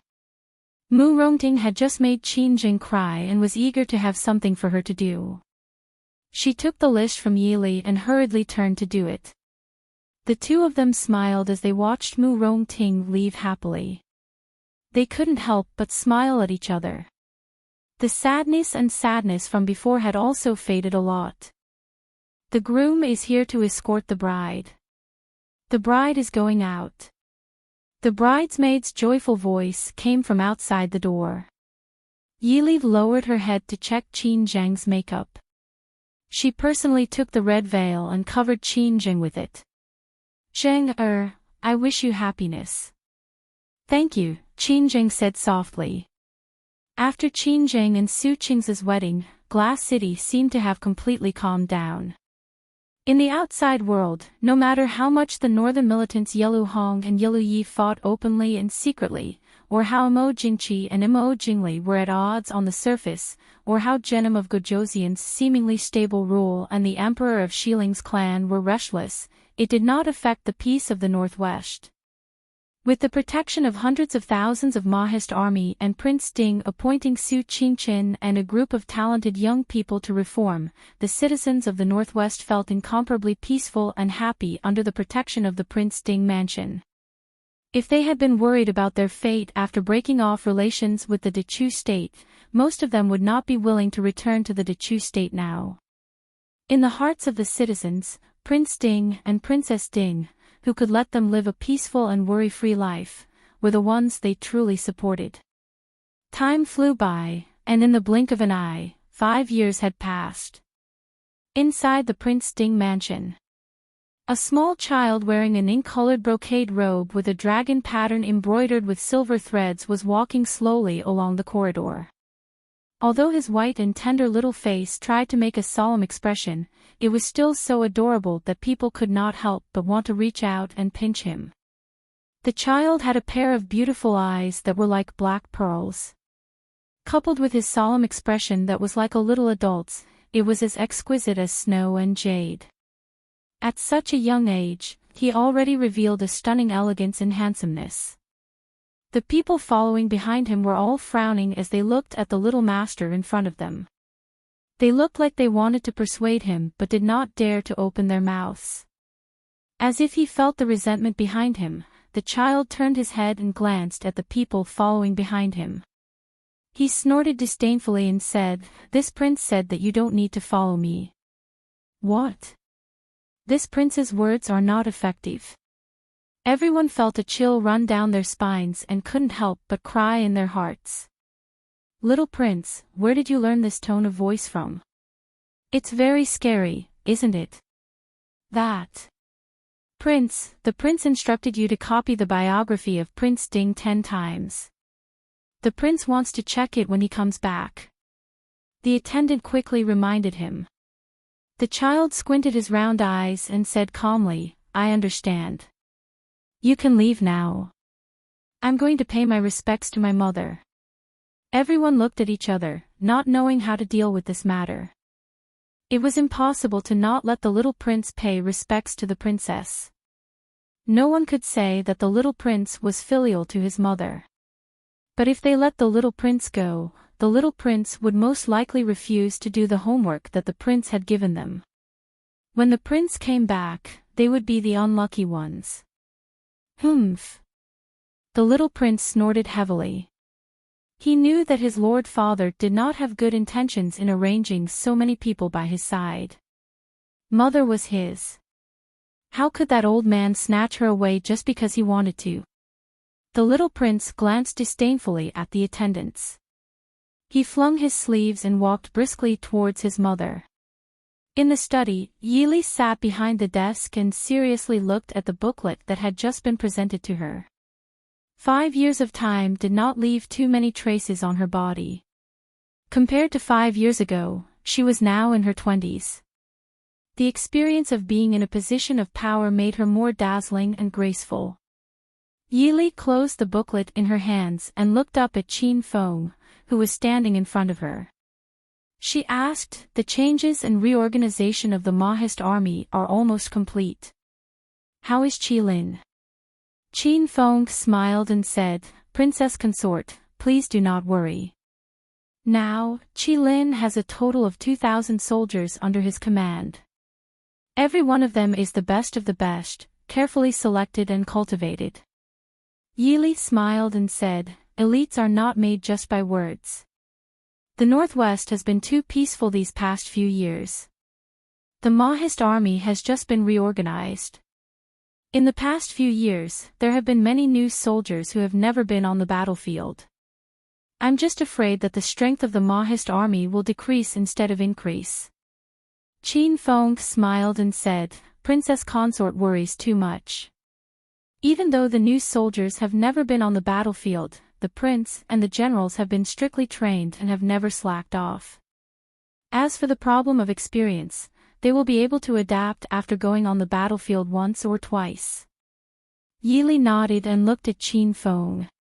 Qin Feng had followed Yili for many years and had some understanding of the changes in Yili's expressions. He asked curiously, does Princess Consort have any ideas? Yili tapped her index finger and nodded. She said in a low voice, I do have some ideas, but whether they can be implemented or not is debatable. Qin Feng respectfully said, this subordinate is willing to hear the details.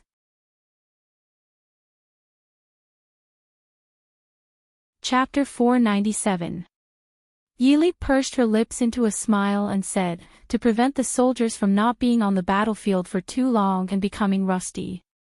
How about, we have a military drill? Military drill? Qin Feng said with some curiosity. Although it sounded very strange, he could understand the meaning of Princess Consort's words from her words.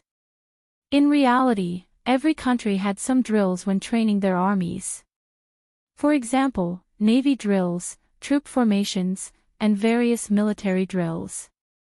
But Qin Feng felt that Wang Fei would give a more interesting method. Yili nodded. She smiled as she thought, that's right. Qin Feng, go back and see which place in the Northwest is suitable for this kind of large-scale drill. Qin Feng raised an eyebrow. Do you need a big place? The newly built Mahist army drill 50 li outside of Li City should be big enough. Yili shook her head and said with a smile, I don't want that kind of place, I want a battlefield. Battlefield. Qin Feng was shocked, Wang Fei's meaning is. Yili nodded and said with a smile, yes, the terrain is complex and the territory is vast. It is a place that can support a true battle. I want a joint drill with many different types of soldiers. Not just the Mahist army, but also the Black Cloud Cavalry. Even Qilin must participate.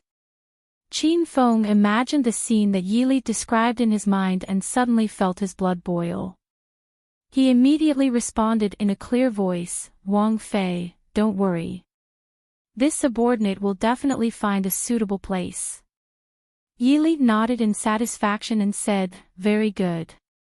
Go and do your work. I will discuss this matter with the prince later. Before this, keep it a secret. This subordinate obeys.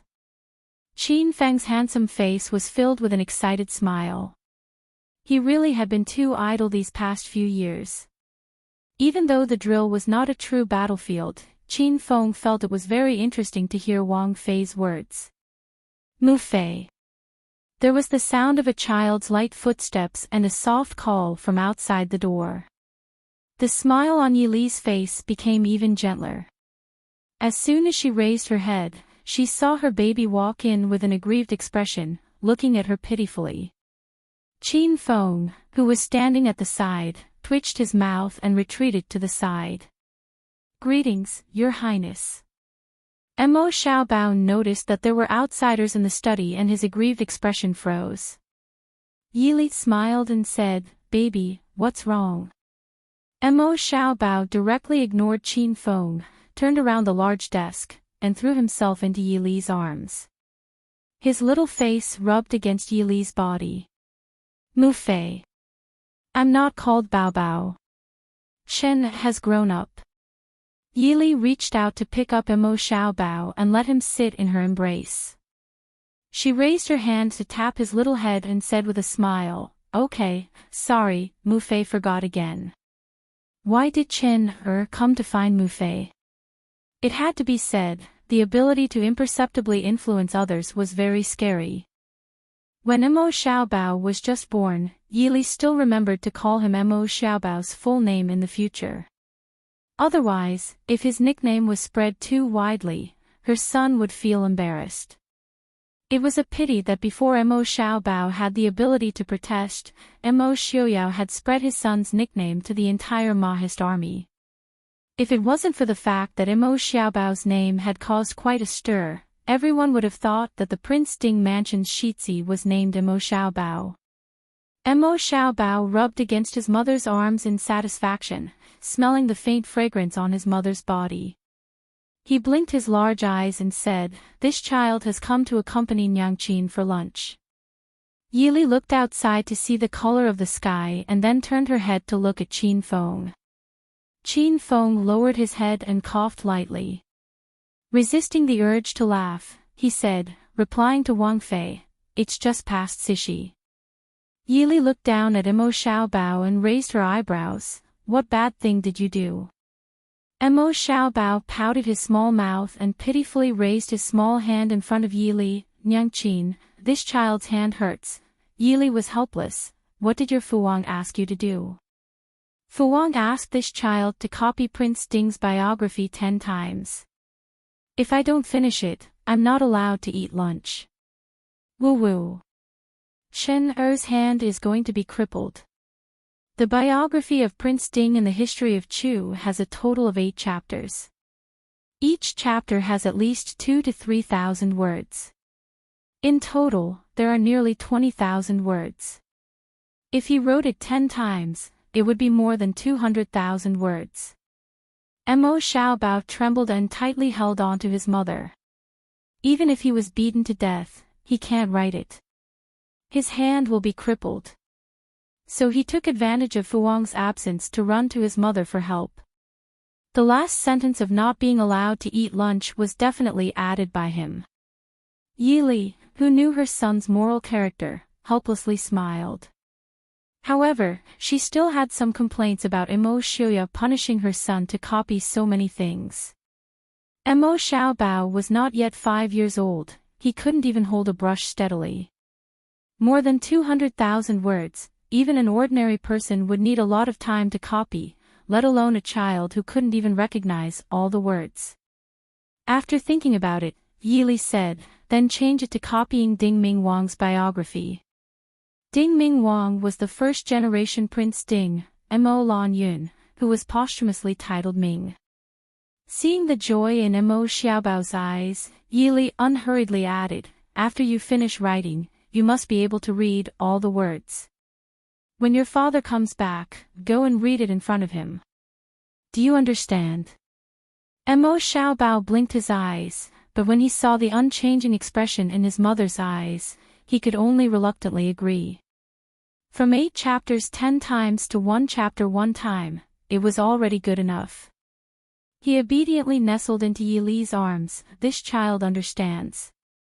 "Good child." Yili rubbed her son's small head and smiled. Mo Xiaobao immediately smiled and nodded, saying, "This child is the most obedient, this child loves mother the most." Yili lowered her head and kissed his forehead. She smiled and said, "Mother also loves Chen the most." Standing to the side and watching the interaction between mother and son, Qin Feng inwardly shook his head. "Little Shitzi, every time the prince wasn't here, you would pretend to be pitiful and get close to Wang Fei. When the prince came back, you would be chased away and punished again. Was there any meaning? The prince has returned." The sound of a maid greeting came from outside the door. Qin Feng glanced at little Shitzi, who was still in Wang Fei's arms, and quickly left. "Wang Fei, subordinate, will leave first." Yili nodded and said, "Go." Mo Xiuyao stepped into the room and saw his son sitting in Yili's arms like a well-behaved child. He unconsciously frowned. She was dressed in white and had a head of snow-white silver hair, which made her seem cold and aloof. However, when he saw his wife sitting behind the desk, his slightly cold eyes became a little warmer. "Lily, what are you talking about?" Yili patted Mo Xiaobao and raised her head with a smile, replying, "Nothing, Chen just came to greet me." Mo Xiaobao unwillingly came down from his mother's arms and walked forward to greet his father. "This son greets Fu Wang." Mo Xiuyao looked down at him for a moment and then bent down to pick him up so he was at eye level. "Come to greet your mother?" Xiaobao is really filial. Fu Wang is very gratified. Being held in his father's arms, Mo Xiaobao immediately struggled. But with his little strength, he couldn't break free from Mo Xiuyao's hands.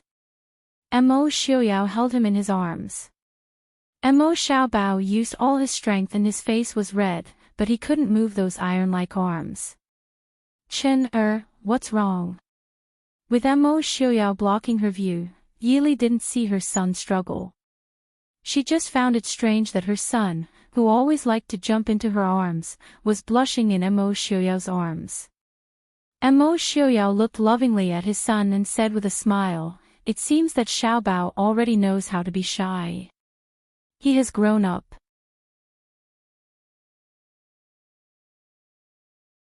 Chapter 498. Yili raised an eyebrow. Was it like this? Mo Xiaobao knew that he could not shake his father's power and could only pretend to be shy as he lay in his father's arms, confirming Mo Xiuyao's words. Mo Xiuyao carried Mo Xiaobao and sat down beside Yili. Yili got up and poured a cup of tea for him, asking, "How is the army camp outside the city?" Mo Xiuyao took a sip of the tea, saying, "There are no problems, the hard work of these years has not been wasted. I saw Qin Feng leave in a hurry. Did Lili tell him something?" Yili nodded, telling Mo Xiuyao the idea she had told Qin Feng. Mo Xiuyao was very interested in this idea, military drill. Lili's ideas are always very strange. Compared to those exercises that are just for show, this idea is indeed much more interesting. Yili nodded with a smile. This method doesn't just test the normal soldiers, it also tests the commanding generals. Didn't we specially select a group of young generals to teach them these few years? We need to see how effective it is. If we get a group of armchair commanders, it's better to just throw them into the battlefield and kill them. Mo Xiuyao nodded in agreement, saying, "This is very good. Lili, write down the plan and I'll look at it later, then let people prepare it. But since it's a war between two armies, there will definitely be a supreme commander. Does Lily have any ideas in mind? Who will lead the army? Yili nodded with a smile, saying, I've thought about it. How about you personally lead one army? Mo Xiaoyao was startled, putting down the teacup and looking at Yili, asking, then what about the other side? Yili pursed her lips into a smile, saying, I'll lead the other side. General Zhang and General Liu are both old generals, they will be the observers and judges. Also, it's just in case. Mo Xiaoyao thought for a moment, then nodded in agreement with Yi Li's plan, saying, Good, they all say that Li Li is a genius, I also want to see how Li leads the army. Hearing this, Yi Li could only helplessly smile. In terms of talent, who in the world could compare to Mo Xiaoyao? Not to mention a dabbler like her. But she would not arrange a one-sided drill, at least, it would be interesting if both sides were balanced, right? Mo Xiaobao sat in his father's arms, listening to his father and mother talking, even though he did not understand, he still quietly listened. From time to time, he blinked his big eyes. In Yi Li's eyes, he was extremely adorable.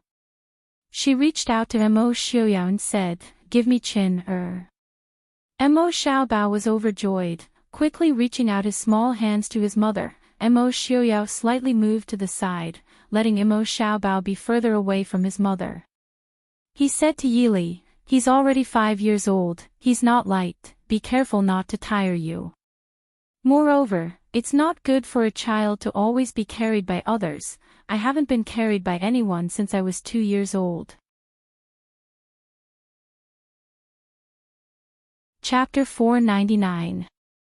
Mo Xiaoyao looked innocently at Yi Li and smiled. Xiao Bao is my son, how could I dislike him? Li, I'm doing this for the sake of Xiao Bao's future.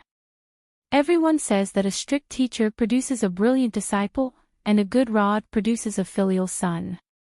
If you don't be strict with Xiao Bao, when he grows up to be like the brothers Mo Jingqi and Mo Jingli, won't you be sad to death? Yi Li looked at him speechlessly. After a while, she said, Prince Xiao Bao grew up being played by father and big brother. Mo Xiaoyao smiled but didn't say anything. His father was so busy in the past that he didn't have the time to care about them.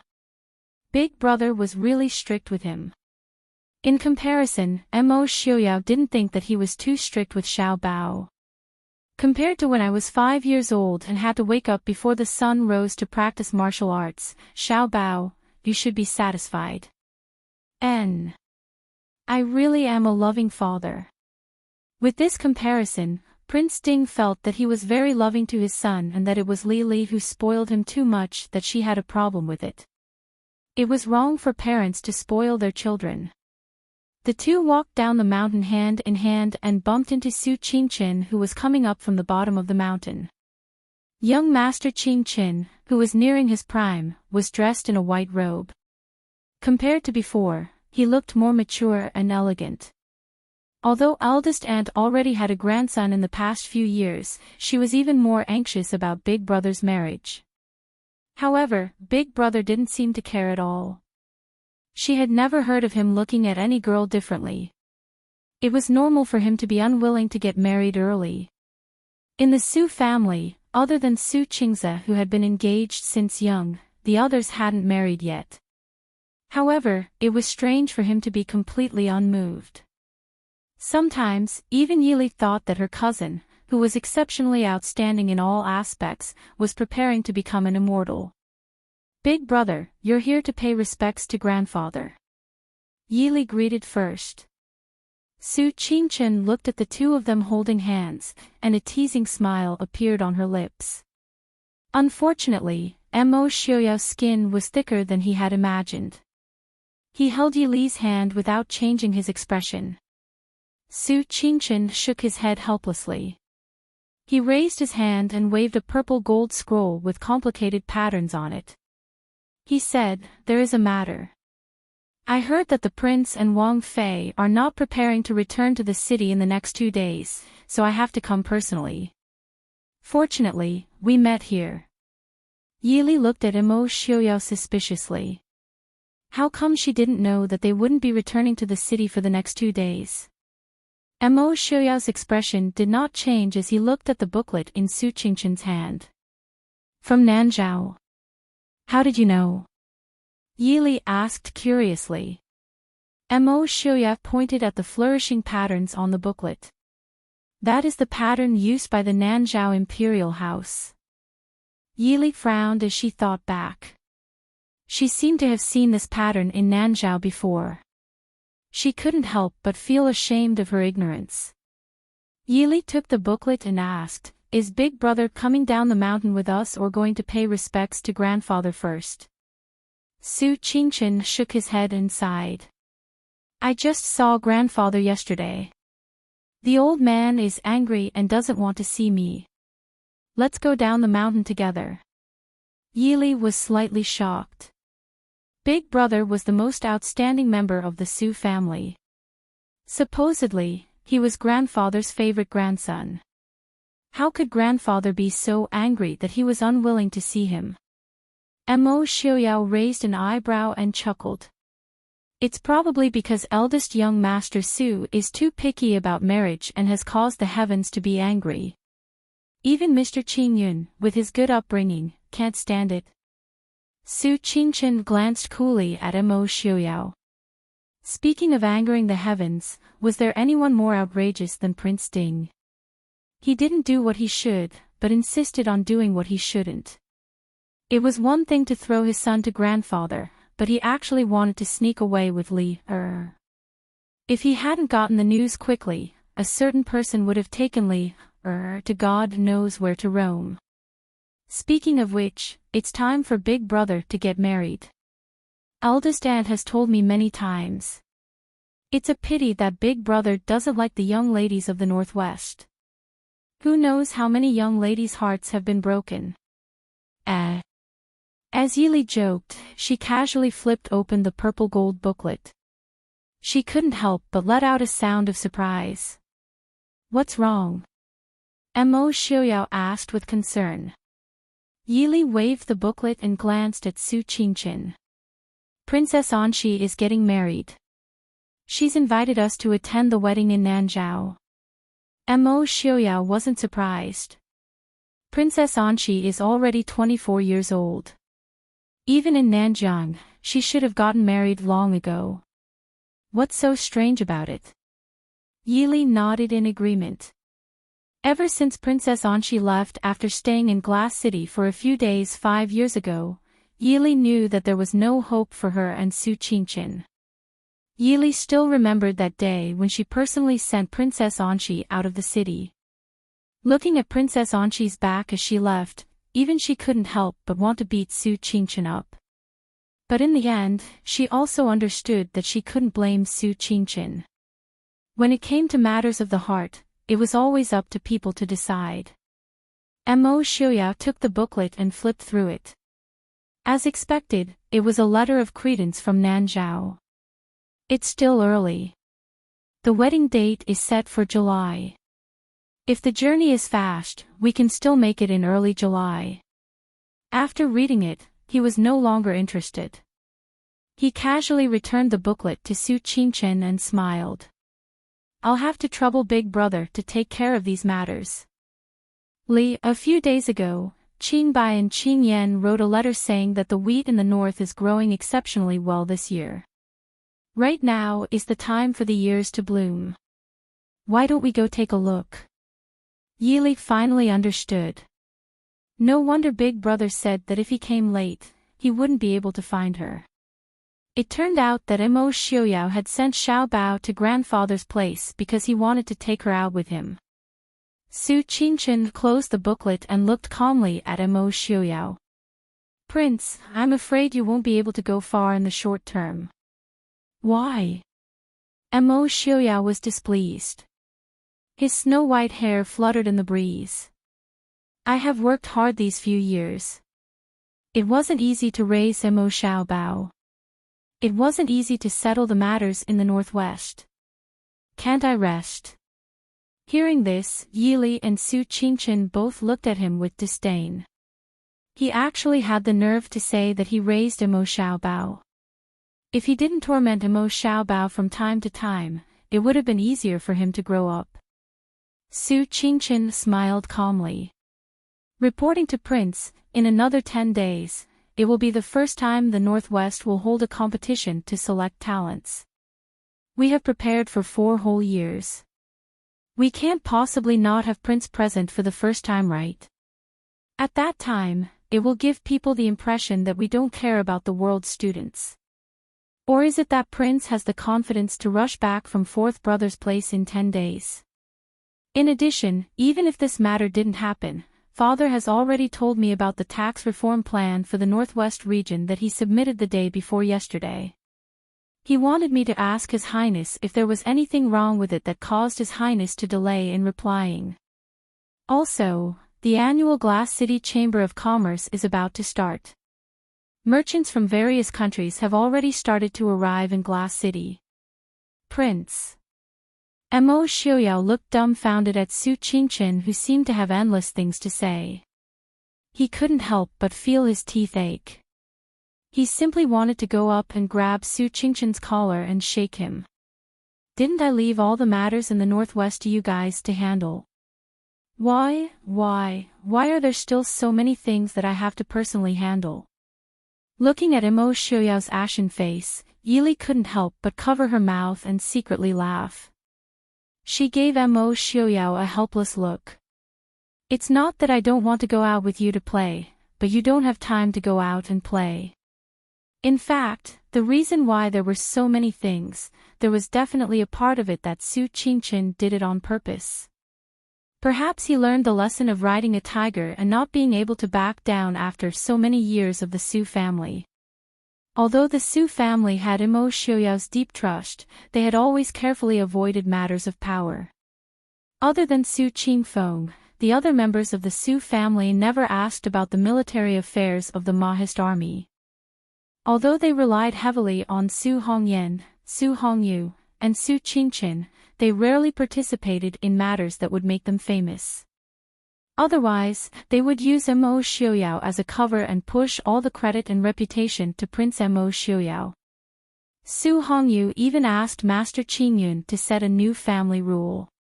In the future, the children of the Su family who became officials would have to retire at the age of 58. In order to prevent Lishan Academy from being the only one in power, Su Hongyan had done his best to support and build several academies in the Northwest. This changed the situation of the Northwest, where there wasn't a single good academy. The Su family's actions expressed their attitude. Yili could only sigh softly in her heart and accept their kindness.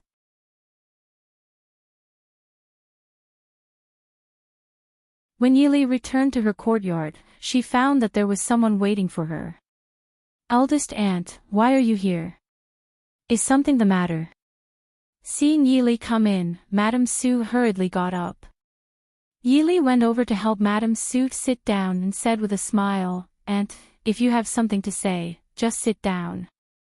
There are no outsiders, why are you being so polite with me? Did I disturb you by coming here?" Madame Su asked worriedly. Although she was a woman of the inner courtyard, Madame Su knew that her niece, as Princess Ding, was different from other women of the inner courtyard and even other princess consorts. However, in the hearts of the people in the Northwest, Princess Ding's name was almost as famous as Prince Ding's. For example, Prince Ding's subordinates and even the generals of the Mahist army were all obedient to Yili. Yili said with a smile, "Aunt, don't say that. I usually help out and don't have time to visit you. Eldest aunt and second aunt also don't come to visit me. I know that eldest aunt is spending all your time on my 3 brothers and doesn't care about me." Madame Su couldn't help but laugh at Yili's teasing, but soon her eyebrows were dyed with worry again. She smiled bitterly and said helplessly, "Your second aunt is really satisfied now that she has a grandson. She spends all her time on Rui, But I'm really worried all day long." Yili understood and asked softly, "Is it because of eldest brother's matter?" Who else could it be other than him? Madame Su sighed. In the blink of an eye, Qingchen is almost 30 years old, but he doesn't even have a girl he likes.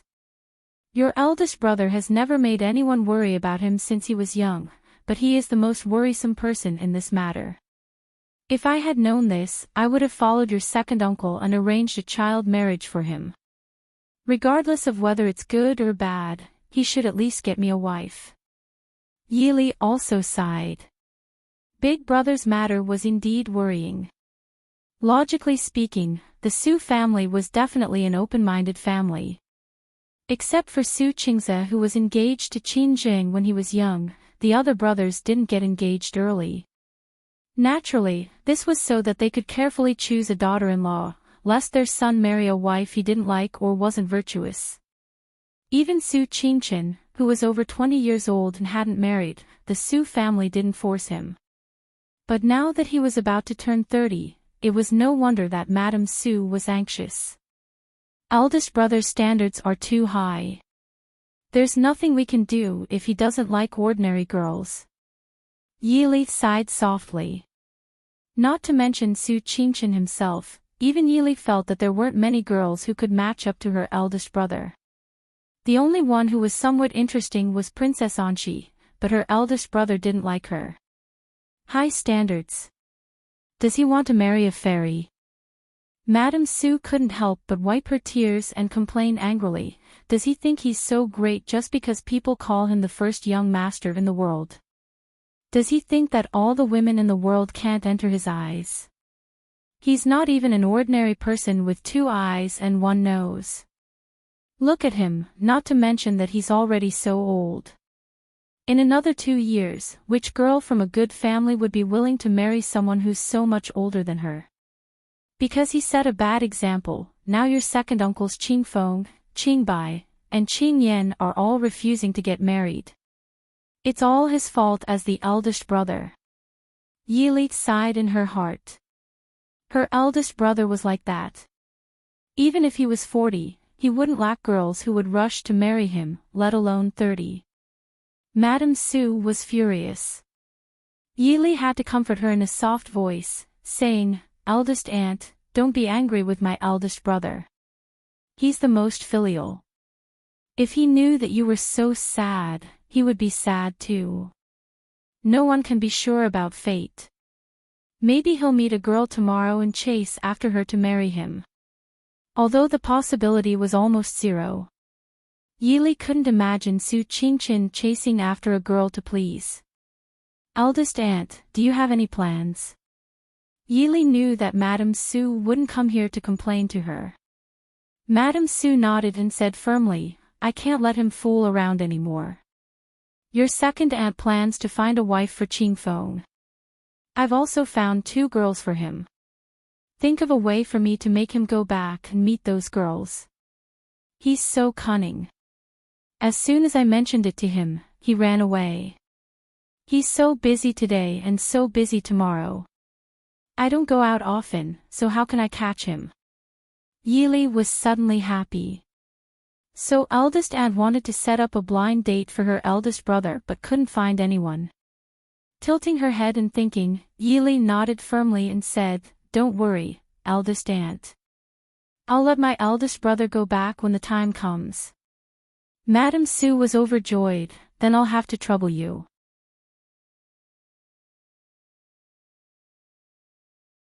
Chapter 501. Yili said with a smile, "Eldest aunt, what trouble is there?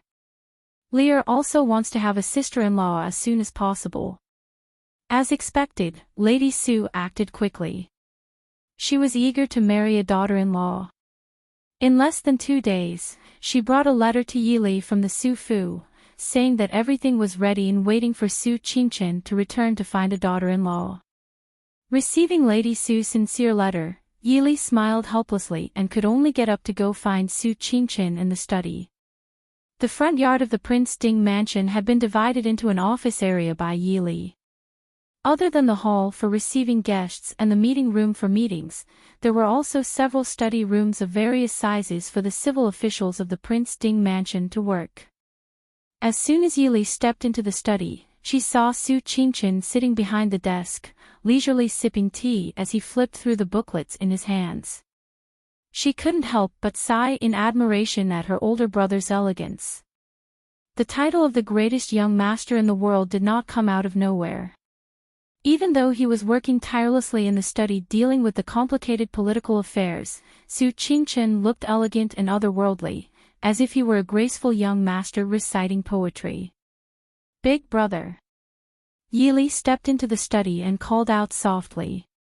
Su Qingchen put down the booklets and got up with a smile. "Lear, why have you come to Big Brother's place at this time?"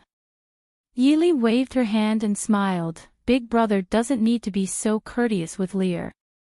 Sit down and talk." Su Qingchen raised an eyebrow and slowly sat back down in his chair. He looked at Yili with a smile and waited for her to speak.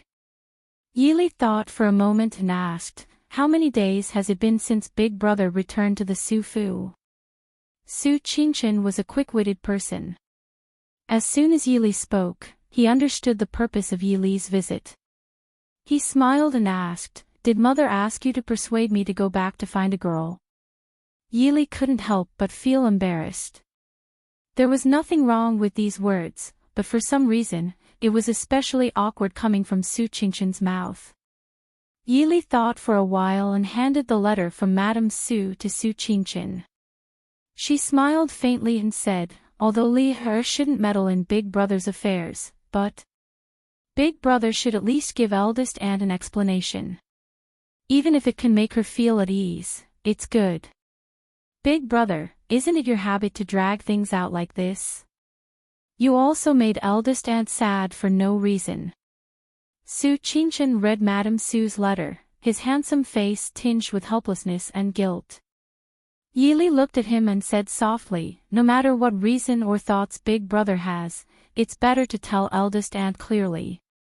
Li, it seems like first aunt, first uncle, and grandfather aren't unreasonable people. If Big Brother really has any thoughts, the elders won't really force Big Brother to marry.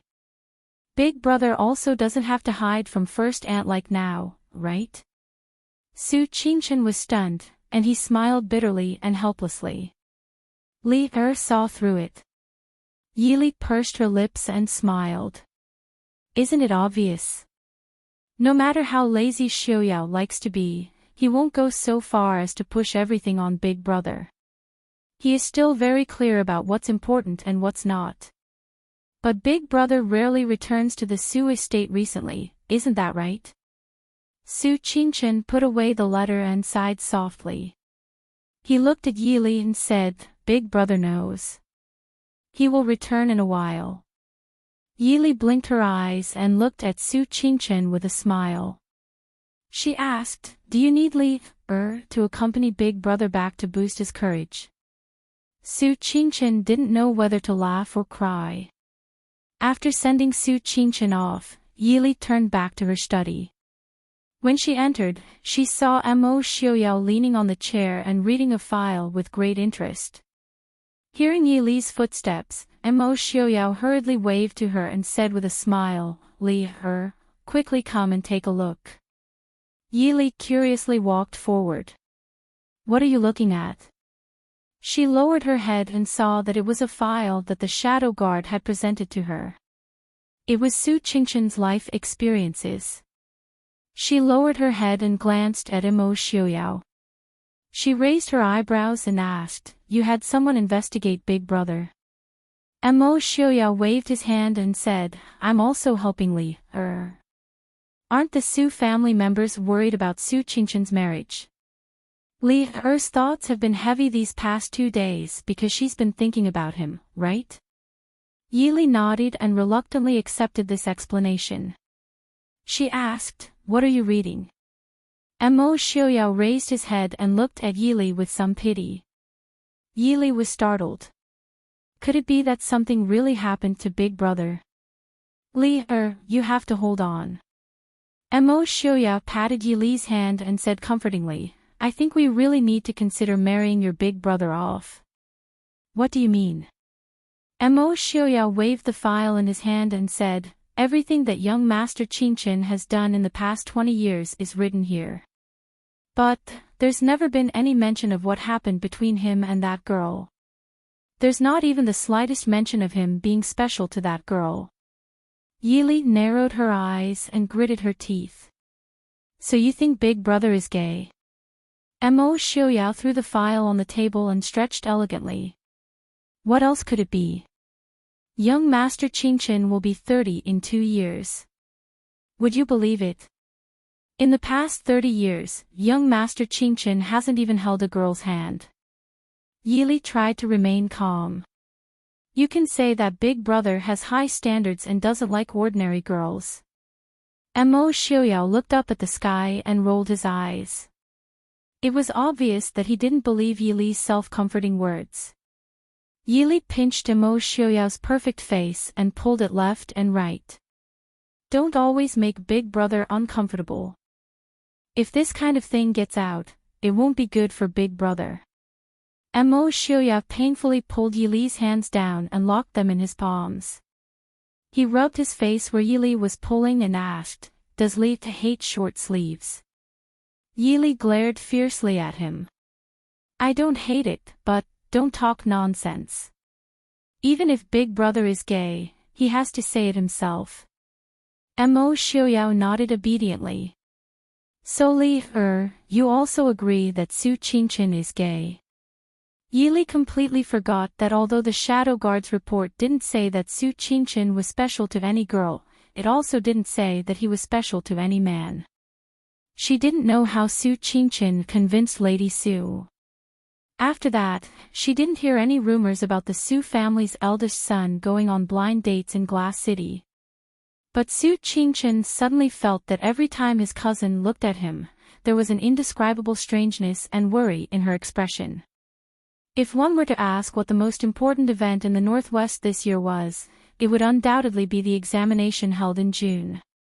This was the first time in the 5 years since the Northwest became independent that it was holding an examination to select talents.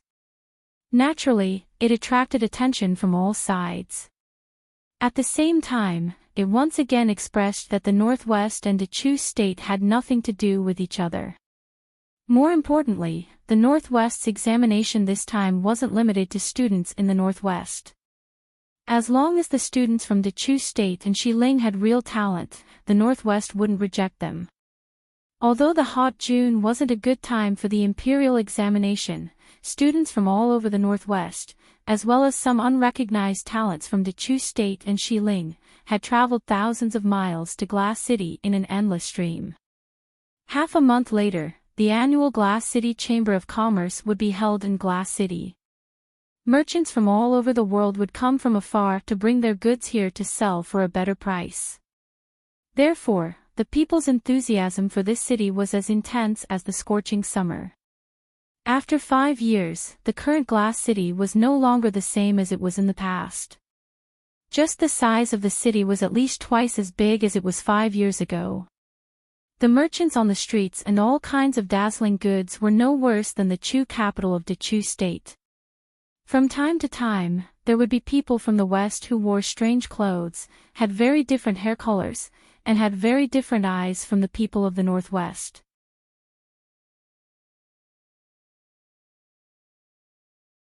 Chapter 502. In Concentrated Fragrance Pavilion, Mo Xiaoyao and Yili sat opposite each other in a room by the window. It was rare for them to be so relaxed as they drank tea and chatted. From time to time, they would look out the window and see the crowds on the streets. It was a scene of prosperity. Yili felt extremely gratified and satisfied when she saw this.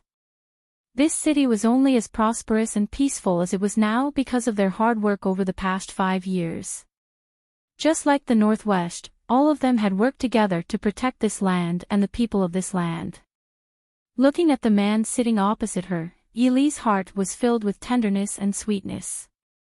They were not only husband and wife, but they also walked side by side and relied on each other. They had the same ideals and responsibilities. What is Li thinking about that makes you so happy? Mo Xiaoya put down his teacup and looked tenderly at his wife, who was smiling warmly and contentedly. Yili smiled faintly and said, "Nothing, I just feel that the scene in front of me makes me feel very happy." Following Yili's gaze, they saw a young couple setting up a stall to sell cosmetics on the streets. Although they were dressed plainly, their faces were filled with happy smiles. A family of 3 holding hands with their child walked down the street. The child pointed at a hawker selling tanghulu and asked for tanghulu. An old man in his 60s walked slowly through the crowd with steady steps. There were also many young scholars passing by.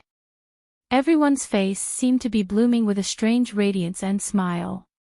Mo Xiaoyao turned his head and said in a gentle but firm voice, "As long as we are here, they will always live this happy life."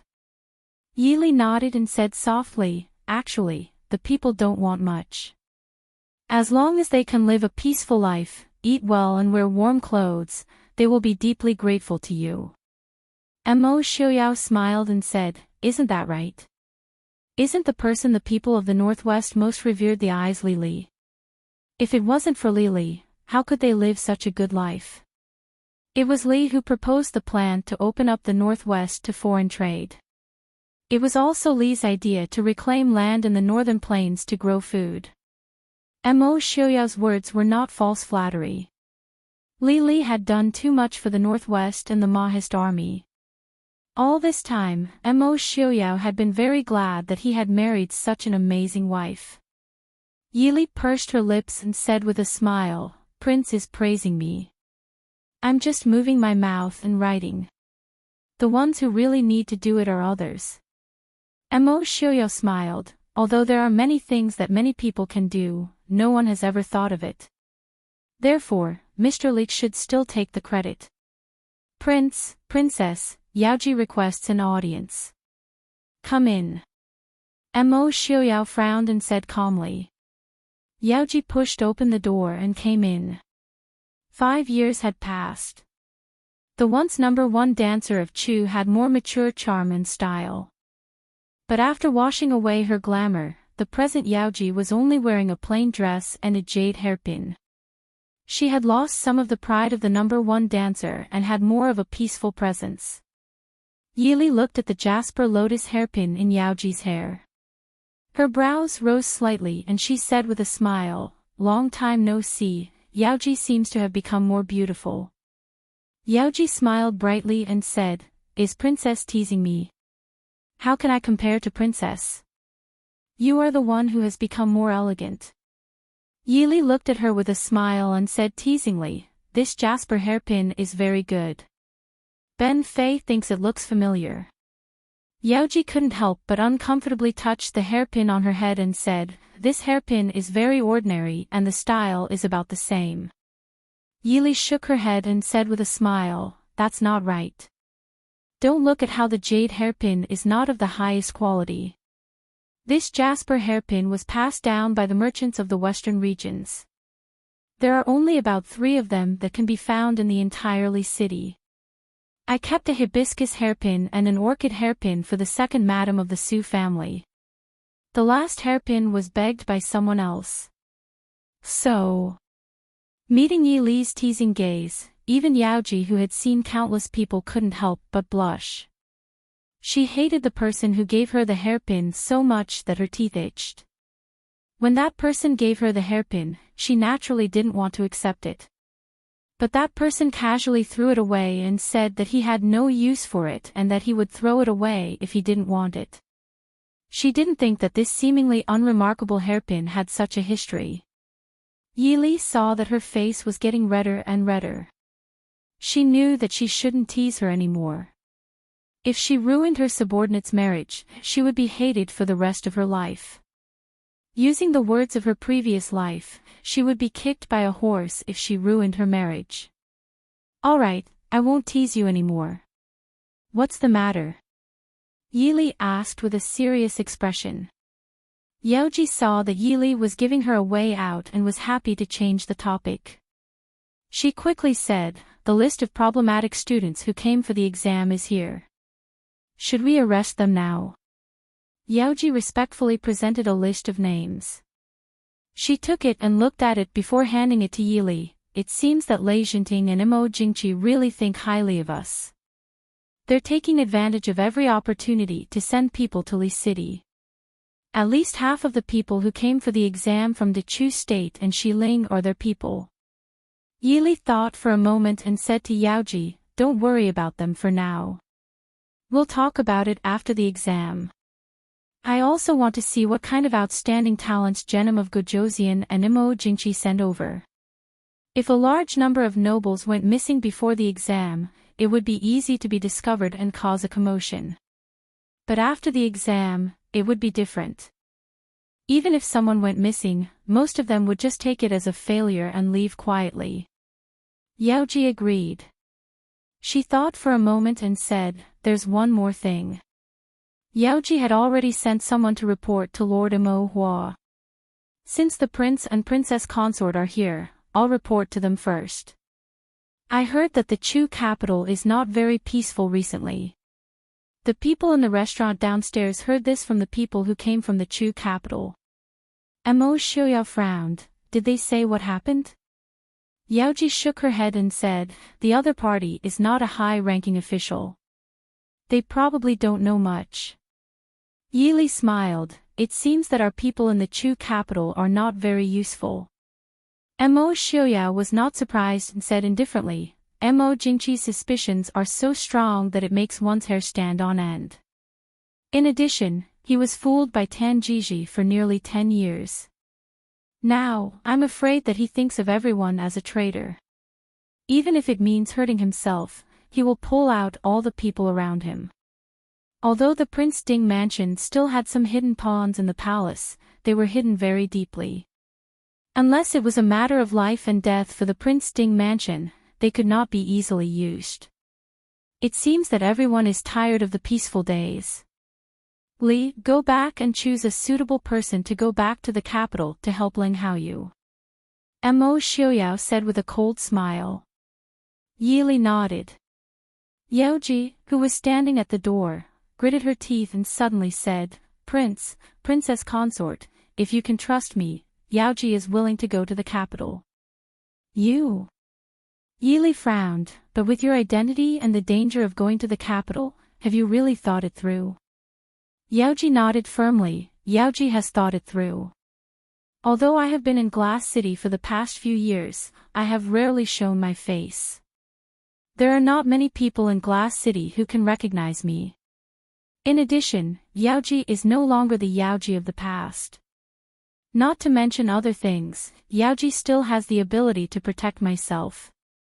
Yili looked at her determined appearance and sighed helplessly. "You still can't let it go?" Yaoji forced a smile and said, "Maybe I can let it go after going back this time.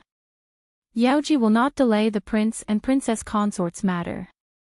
I ask the prince and princess consort to agree."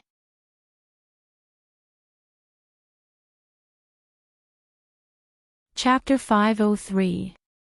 Yili thought for a while and said, "You go back first. I'll think about it and give you a reply." Yaoji thanked her and went out, closing the door behind her. In fact, Yaoji is a good candidate. Imo Xiuyao looked at Yili and said, "I'm afraid she still has feelings for Mu Yang." Yili frowned. "I don't believe that she has completely let go of Mu Yang, but I also don't believe that she will betray the Prince Ding mansion for Mu Yang. Her child is still in the northwest. She will never betray the Prince Ding mansion for the sake of her child. And, even if she has feelings for Mu Yang, I'm afraid she hates the people of Marquis Mu Yang's mansion." Yaoji has a clear distinction between love and hate. Imo Xiuyao felt a little strange. Since Yili knows that she still has feelings for Qin Feng, why do you agree for her to be with Qin Feng? What do you mean I agree for her to be with Qin Feng? Yili squinted. "I just don't like to interfere with my subordinates' private lives. As long as it doesn't affect business, Qin Feng can like whoever he wants. Do I, as a princess, have to be a part-time matchmaker?" Imo Xiuyao was also not interested in his subordinates' private affairs. "In that case, why don't you agree for Yaoji to go to the Chu capital?" Yili sighed and shook her head. asking, "Am I too soft-hearted?" Yili was no stranger to being a spy, so she naturally understood what a spy had to bear. After returning to the capital as Yaoji, the best way was to find a way to return to Mu Yang's side. In this way, whether Yaoji was killed by Mu Yang in the future, or when the two sides finally revealed their true intentions, Yaoji and Mu Yang were bound to stand on opposite sides of each other. It was too cruel for a man and a woman who once loved each other with a child, and it was also too cruel for Yaoji. Yili is a kind-hearted woman, Mo Xiaoyao said softly. When Yili didn't notice, he quietly raised the corner of his mouth. Cruel to Mu Yang. He did not feel it in the least. He only remembered that Marquis Mu Yang played a part in Li Li's death when she fell off the cliff. He didn't release Mu Yang to let him go back to Marquis Mu Yang to enjoy the happiness of family. Although the main course couldn't be served yet, they could just order appetizers. As for Yaoji, she was the one who asked for it. Besides, the Prince Ding mansion had saved her life. Shouldn't she return the favor? In Yili's study in the Prince Ding mansion, Yili looked calmly at Qin Feng, who was standing in front of her, and asked, "What do you think about this?" Qin Feng's expression was calm. He lowered his eyes slightly and said, "Everything will be decided by Wang Fei." When he heard Yili say that Yaoji had asked to go to the Chu capital to assist Leng Haoyu, Qin Feng's face was blank for a moment. But soon, he restrained his emotions and calmed down. Seeing Qin Feng's expression, Yili understood that Qin Feng really cared about Yaoji. In the past few years, Qin Feng followed Yili for the sake of Qi Lin's commander. Yili's trust in him was no less than Zhuo Jing, Lin Han, and the others. Although she didn't like to interfere in her subordinates' private affairs, Yili didn't want her subordinates to be troubled by love and even affect their business. She looked at Qin Feng and said, "I haven't agreed to her request. If you don't want her to go, I can reject her request." Qin Feng was startled. He quickly shook his head and forced a smile. "This is her own decision. This subordinate has no right to interfere." Seeing him like this, Yili could only sigh softly and said, "Yaoji's trip will be very dangerous. I only hope that you won't regret it." Qin Feng was silent. "Thank you, Wang Fei." Yili didn't try to persuade him anymore. She took a booklet from the side and wrote a few words on it. She handed it to Qin Feng and said, "Since it's like this, send this to Yaoji. You can leave in 7 days." This subordinate obeys. After sending Yaoji off, Qin Feng didn't seem to be depressed. He still traveled between Qilin Station and Li City every day. It was just that he stayed in Qilin for a longer time. When the exam ended, Mo Xiaoyao and Yili personally selected a group of talented and capable young people to fill the ranks of the officials in the Northwest. Then came the annual Yi Li's Grandish Chamber of Commerce. But this year, Yi Li and Mo Xiaoyao didn't have time to participate in the grand event. They had to leave for Nanzhao to attend Princess Anqi's wedding. In the group heading to Nanzhao, other than Mo Xiaoyao, Yi Li, Qin Feng, and Zhuo Jingfeng, there was also Su Qingqin who had been shoved in at the last minute. The original plan was for Yi Li and Mo Xiaoyao to go to Nanzhao and leave Su Qingqin and Su Hongyu to manage the Northwest affairs. But when they were about to leave, Su Hongyu drove Su Qingqin out and left behind General Lu Jingxian, who had originally been planning to go with them. No one knew what Mo Xiaoyao was thinking. He only thought for a moment before agreeing. And so, the group of people in the Northwest who were clearly above average in appearance leisurely went south to Nanzhao. In these years, Mo Xiaoyao and Yi Li had been busy managing the Northwest and reorganizing the Mahist army. They hadn't stepped out of the Northwest in 5 years. But between the Northwest and Nanzhao was a large area of Dechu State's land. So when the group left the Northwest, they were watched by the soldiers of Dechu State. Although they didn't use force to intercept them, the feeling of being carefully and vigilantly watched wherever they went was still very unpleasant. One day, when the group passed by a small town to rest and eat, Mo Xiaoyao was finally annoyed by these people. This small town wasn't big. Even its name wasn't very eye-catching. But because it was close to the southwest border, a large number of soldiers were stationed there. It was considered the second or third line of defense in the southwest border and could directly support the southwest border. It was noon when Mo Xiaoyao and the group arrived at this small town. The weather was very hot. Seeing that they were only a little more than a day away from Shattered Snow Pass and there were still about 20 days until Princess Anqi's wedding, they weren't in a hurry to travel. They planned to rest in the small town for the night and continue their journey the next morning. The group wasn't picky people. There weren't any luxurious restaurants or inns in this small town, so they randomly chose a decent one and booked the entire room.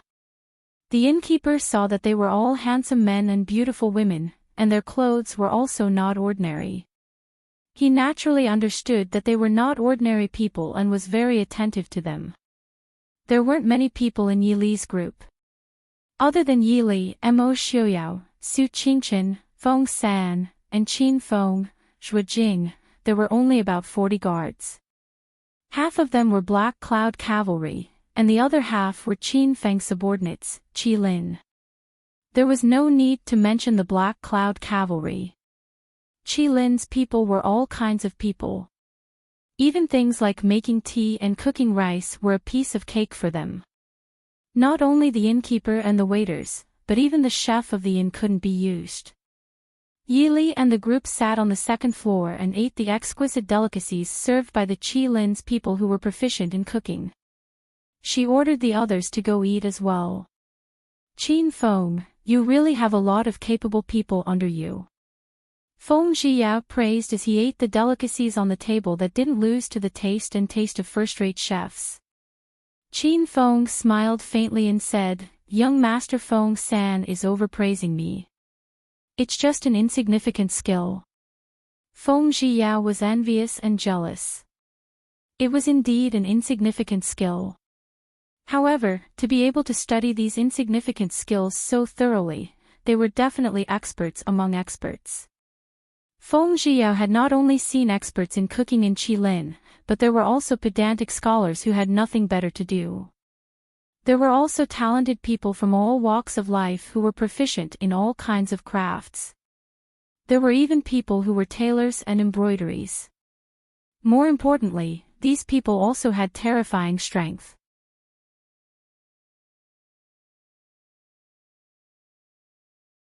Chapter 504.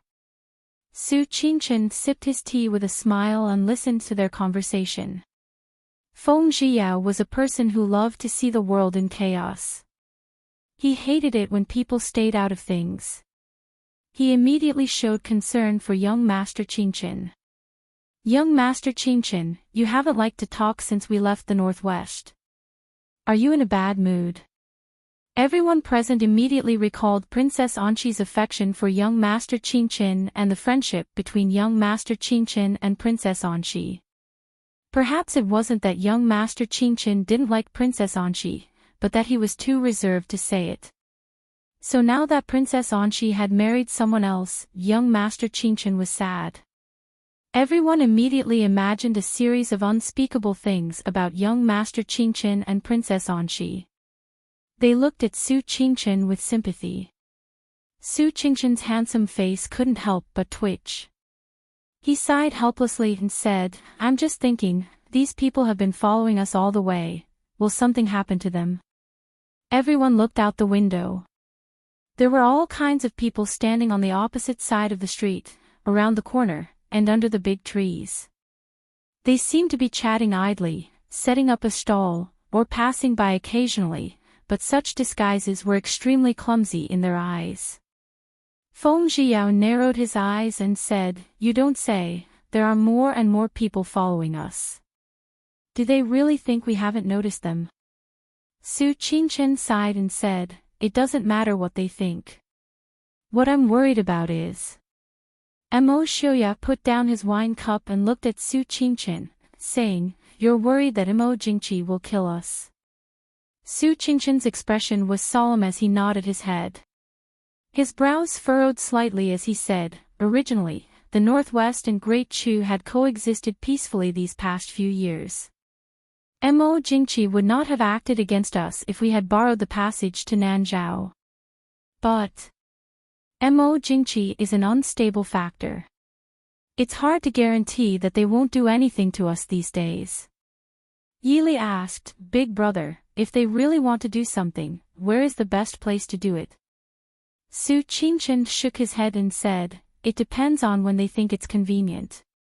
We are now standing on the Chu State's soil. Mo Jingqi can say whatever he wants." Feng Zhiyao sneered, "Besides Xiling, there is only the Chu State that borders the Northwest. Do you want us to take a detour through Xiling?" Su Qingchen raised her eyebrows and said, "We may think this way, but it doesn't mean that Mo Jingqi will think the same way." Mo Xiuyao smiled faintly, "If that's the case, then let him try. Let us see how much Mo Jingqi has improved over the past few years." Feng Zhiyao scoffed. "How much can he improve? The area in the northeast had been ceded to the barbarian tribes there. The Great Chu State can't even take care of a few tribes on the border." "That's right, find someone to take young Master Qingchen away first. Even the weakest of them had the ability to protect themselves. Only Su Qingchen had no strength to truss up a chicken. If a fight broke out later, even though protecting Su Qingchen wouldn't be difficult, there were always accidents in the midst of chaos." Su Qingchen also knew that he was a burden. He nodded in agreement with Mo Xiuyao's words. He only said to Yili, "You must be careful." Yili smiled faintly and said, "Big brother, don't worry." After sending off Su Qingchen, the group followed Mo Xiuyao downstairs to watch the commotion. The guards who had been eating in the main hall downstairs had already stood and were guarding the door. On the street outside the door, there were a few corpses of the Chu State soldiers who didn't listen to warnings and wanted to charge into the inn first. Guan Rong clearly hadn't thought that the guards of the Prince Ding mansion would be so tough. They dared to kill people so easily even when surrounded by his soldiers.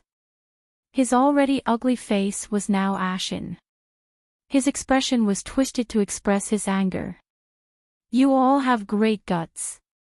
You still dare to be so arrogant when you're about to die. I will crush all of you to pieces to appease the hatred in my heart."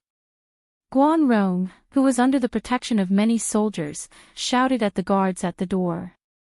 The guards at the door, especially Qi Lin's guards, couldn't help but twitch their mouths. They looked at Guan Rong like they were looking at an idiot and a dead person. This idiot didn't think that he would be safe if he hid behind people, so he was so arrogant, right? One of Qi Lin couldn't help but raise his hand and throw it at the person in front of him.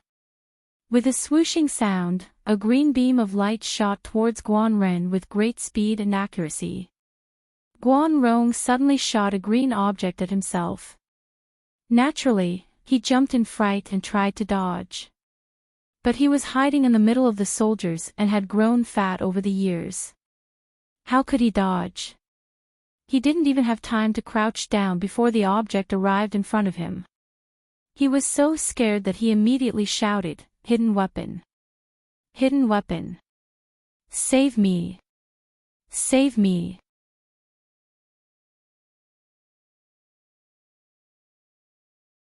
He made him lose face in front of thousands of soldiers. From that moment on, Guan Ren developed a hatred and jealousy towards Mo Xiuyao from the bottom of his heart. He hated Mo Xiuyao's background.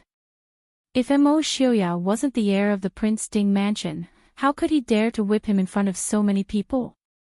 If he wasn't Mo Lan Yun's descendant and Mo Lu Fang's son, how could he have such good talent?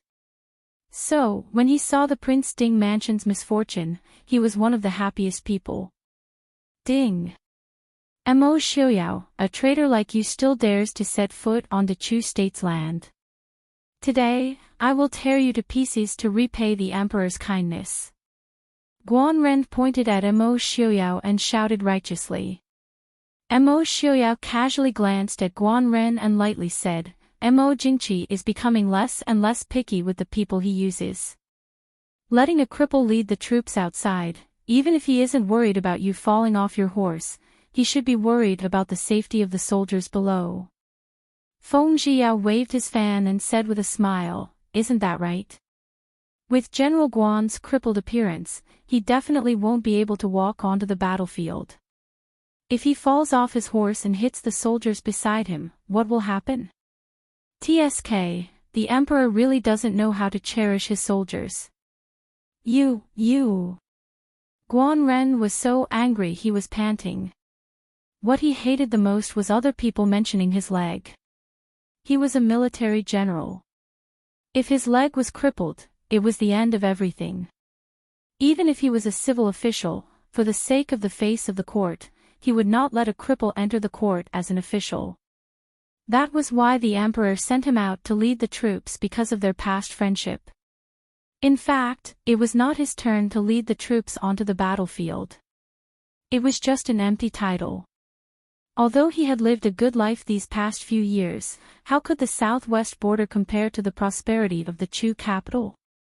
And all of this was caused by the people of the Prince Ding mansion.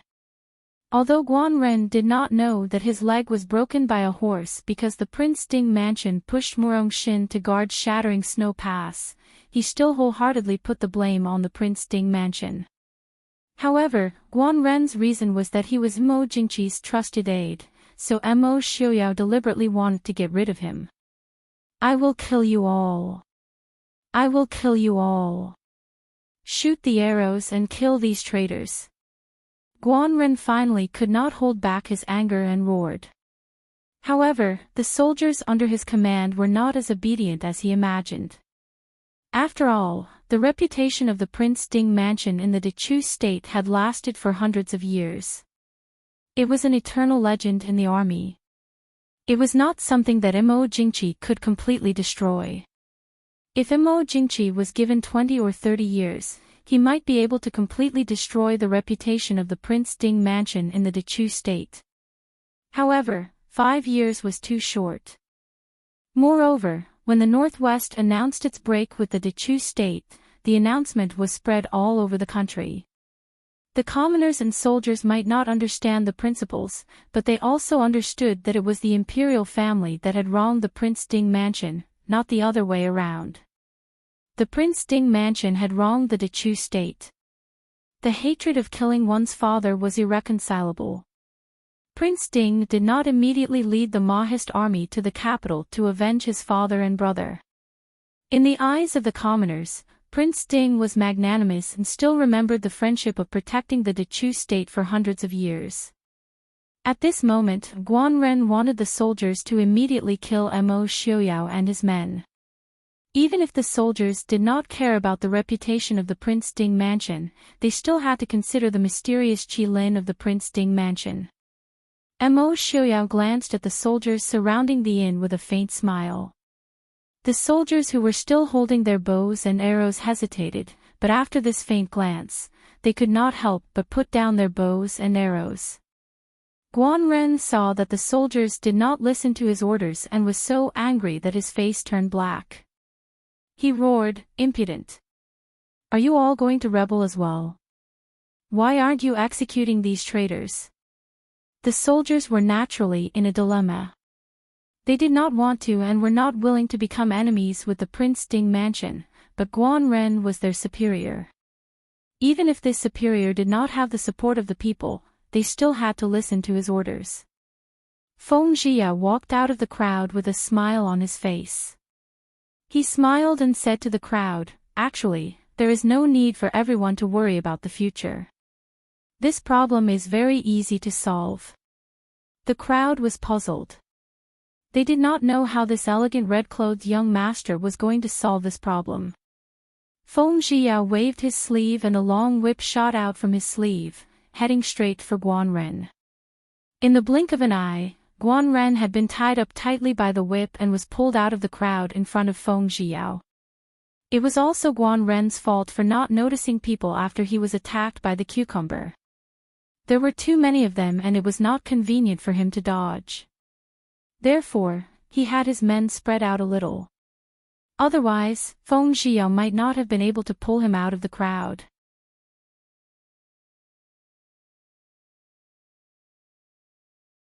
Chapter 506.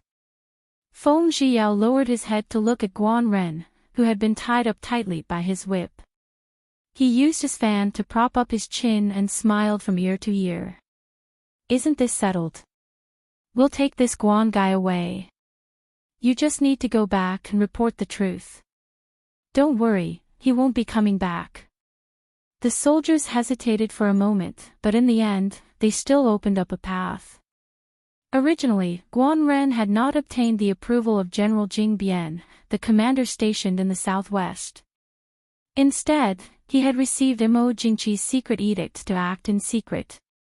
Therefore, if they went back and reported that Guan Ren had been taken away, General Jing Bian would not punish them. This way, they would not have to fight with the Prince Ding mansion. It was the best of both worlds. The soldiers felt satisfied, but Guan Ren did not feel the same way. Guan Ren naturally understood the meaning behind Feng Xiao's words. If he was really taken away by Prince Ding, his life would be over. "You dare. When this general returns, I will definitely report this to the emperor and have all of your families executed." It would have been better if he hadn't said this. Once he finished speaking, the soldiers retreated even faster. The deputy at the very back even cupped his hands towards Feng Xiao and the others. "This matter concerns the lives of several thousand of our soldiers. I ask that Prince take the trouble to deal with this." Mo Xiuyao narrowed his eyes slightly and said indifferently, "Don't worry, I will not implicate you." The deputy was delighted. "Many thanks to Prince."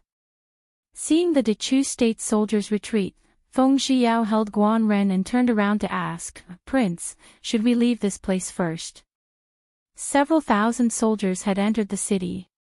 Such an important matter could not be concealed. It was better for them to leave this place first. Mo Xiuyao nodded and said, "If you've eaten, then let's leave." The group of people dragged Guan Ren, who had been turned into a dumpling, out of the city. While they were still at the inn, Guan Ren had been cursing non-stop. Feng Xiao found his cursing unbearable and casually picked up a rag from the table and stuffed it into his mouth. Guan Ke's eyes rolled back from the greasy cloth and she could only whimper. Less than 10 miles out of the city, Qin Feng, who was leading the way, suddenly stopped. The people behind him naturally stopped as well, vigilantly watching everything around them. Qin Feng sneered and said, "Come out. You can't even hide properly, yet you still want to follow others and launch a sneak attack." Before his voice died away, several sharp arrows whizzed towards Qin Feng. Qin Feng didn't even bother to get off the horse. He sat sideways on the horse's back and dodged the arrow. Many black-clothed and masked figures jumped out from the trees on the surrounding hillsides. Feng Xiao leaned against Zhuo Jing and muttered to himself. For assassins worked together to use all their strength to divert Mo Xiuyao's attention. The other two assassins took the chance to point their swords at Yili. Yili was being protected by Mo Xiuyao and could not move. Seeing that the two swords were about to hit Yili, the assassin holding the swords was overjoyed. But his body suddenly froze. He felt his chest light up. The Princess Ding who had been in Mo Xiuyao's arms had disappeared. There was a cold dagger in his chest. A slender hand gripped the hilt of the dagger and pulled it out without hesitation. Instantly, blood spurted out. The assassin who slowly fell down looked with blurry eyes at the beautiful and gentle Ding Wangfei who was like the most elegant young lady in the Chu capital holding a dagger that was stained with her own blood. She turned around to dodge another attack and like a light green wind, a thin red mark appeared on his companion's neck, killing 2 people in the blink of an eye. Yili casually flicked the fresh blood off her dagger and frowned. These few years, she had not trained enough and her movements were not as nimble. It seemed that even though she had learned Qigong and Nigong in this life, she would not be able to return to her peak state in her previous life. However, Yili lifted her head to look at Imo Xiaoyao, who had cleared out most of the assassins nearby. Yili pursed her lips and smiled. This life was different. Even if she could not return to her peak state, it did not matter, right? After Imo Xiaoyao cleared out the assassins near him and Yili, he did not make any more moves. The guards around them also automatically separated the assassins from the prince and princess consort. Thus, Yili and Imo Xiaofeng became the most leisurely people present, except for the occasional one or two that slipped through the net. They are stalling for time. Yili looked at the assassins surrounding the guards and said with a frown. Imo Xiaoyao said lightly, they probably did not expect that Trash Guanjia would let us out of that small town. They do not have enough people right now, so they can only stall for time. If they wanted to deal with the guards of the Prince Ding mansion, especially when there was Qi Lin among them, it would be impossible to deal with them without at least 3 to 5 times the number of people. The 100 or so people in front of them were not even enough to make them grind their teeth. Yili lifted her head to look at him and said, "You want to."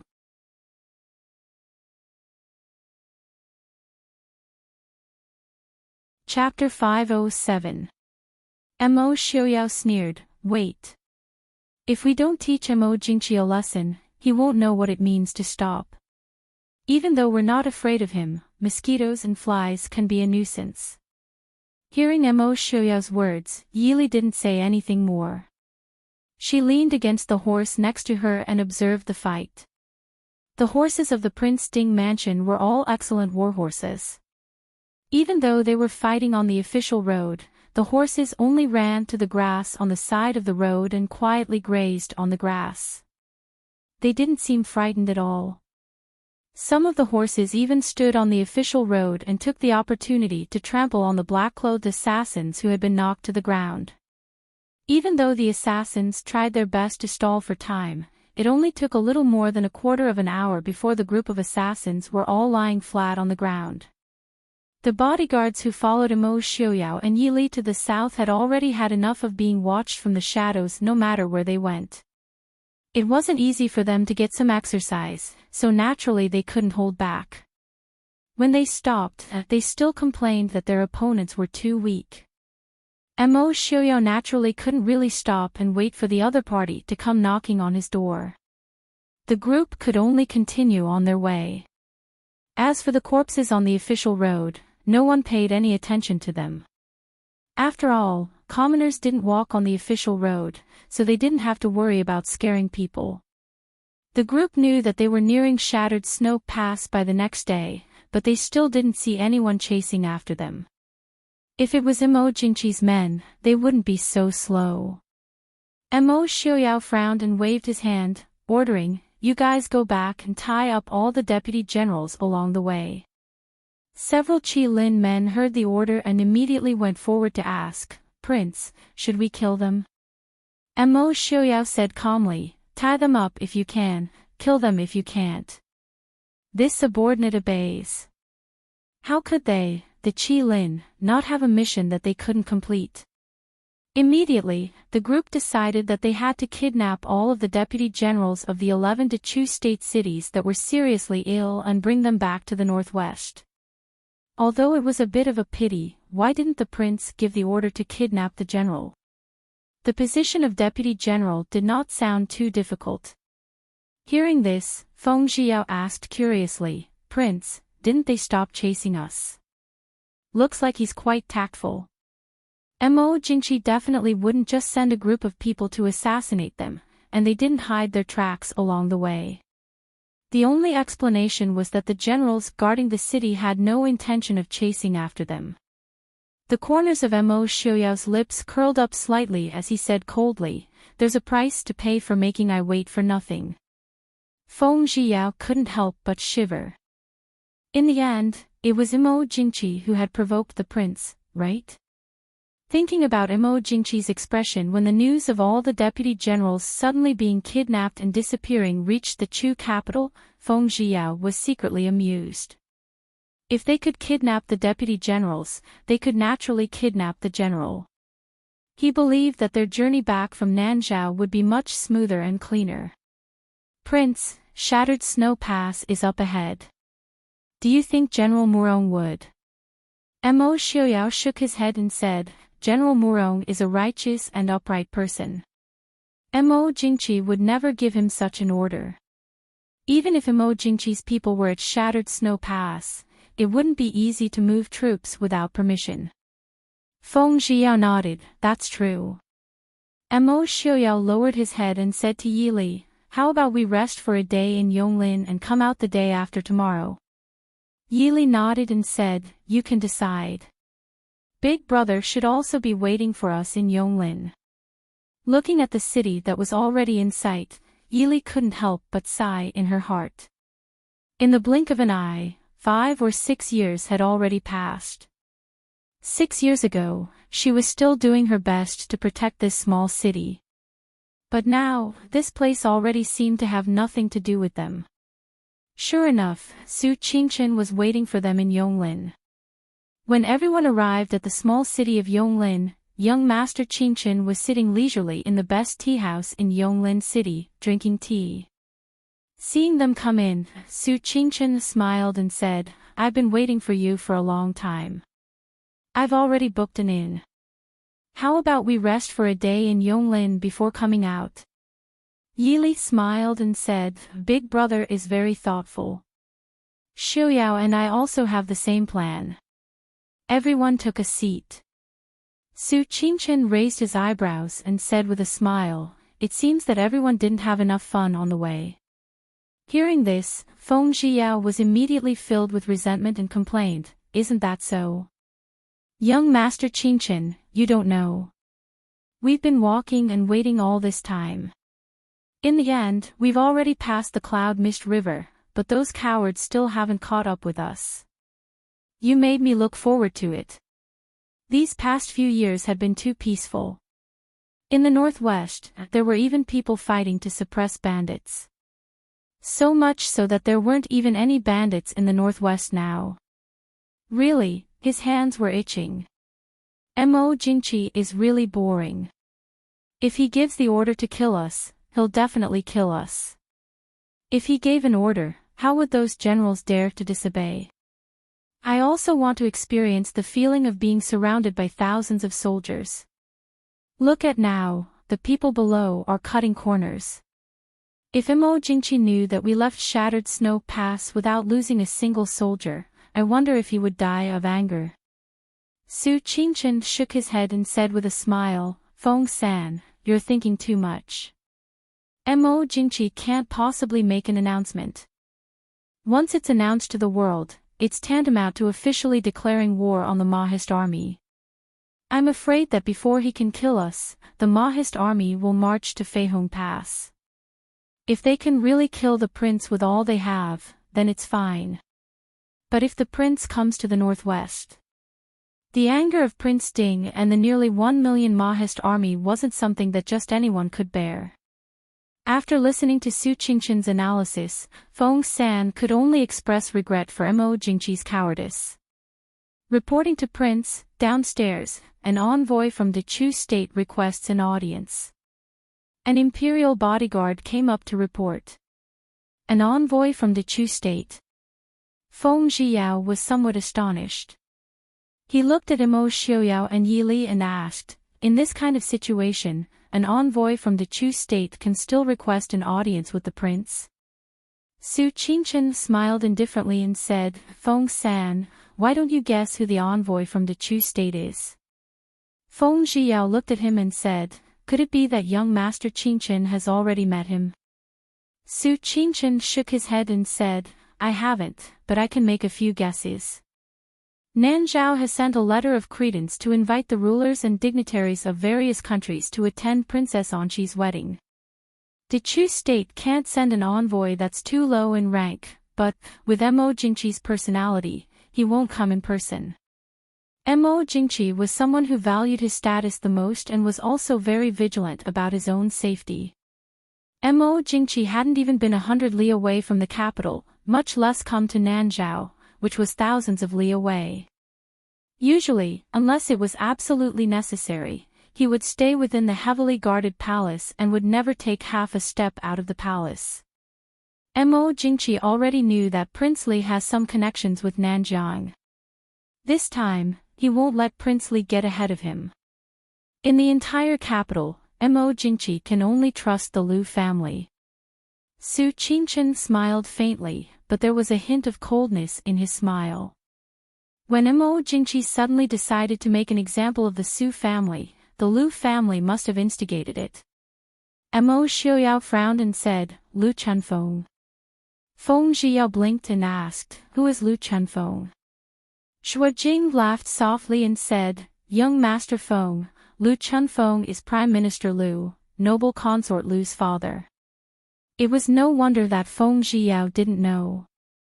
Although noble consort Lu was about the same age as Mo Xiuyao and the others, Lu Chunfeng himself was only 2 years younger than Duke of Hua.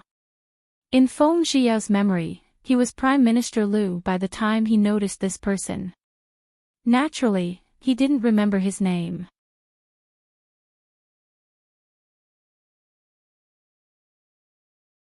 Chapter 508. Su Qingchen nodded and said, that's right. I guess the messenger from Dechu State is Lu Chunfeng. Yili frowned slightly and looked at Mo Xiuyao, who was next to her. Does Prince Lu have a relationship with Prime Minister Lu? Mo Xiuyao sneered and said, the Prince Ding mansion and the Lu family have always been at odds. How can they be friends? When Mo Lufang was still young, the Lu family was not led by Prime Minister Lu, but by Old Master Lu, who had passed away. Old Master Lu became the Prime Minister when he was over 60 years old. However, Prince Regent Mo Lufang, who was only in his 20s, was above him. How could Old Master Lu, who was narrow-minded, tolerate that? During those years, Old Master Lu had always made things difficult for Mo Lufang. Therefore, the relationship between the Prince Ding mansion and the Lu family had never been good. That was why noble consort Lu was infatuated with Mo Xiuyao back then.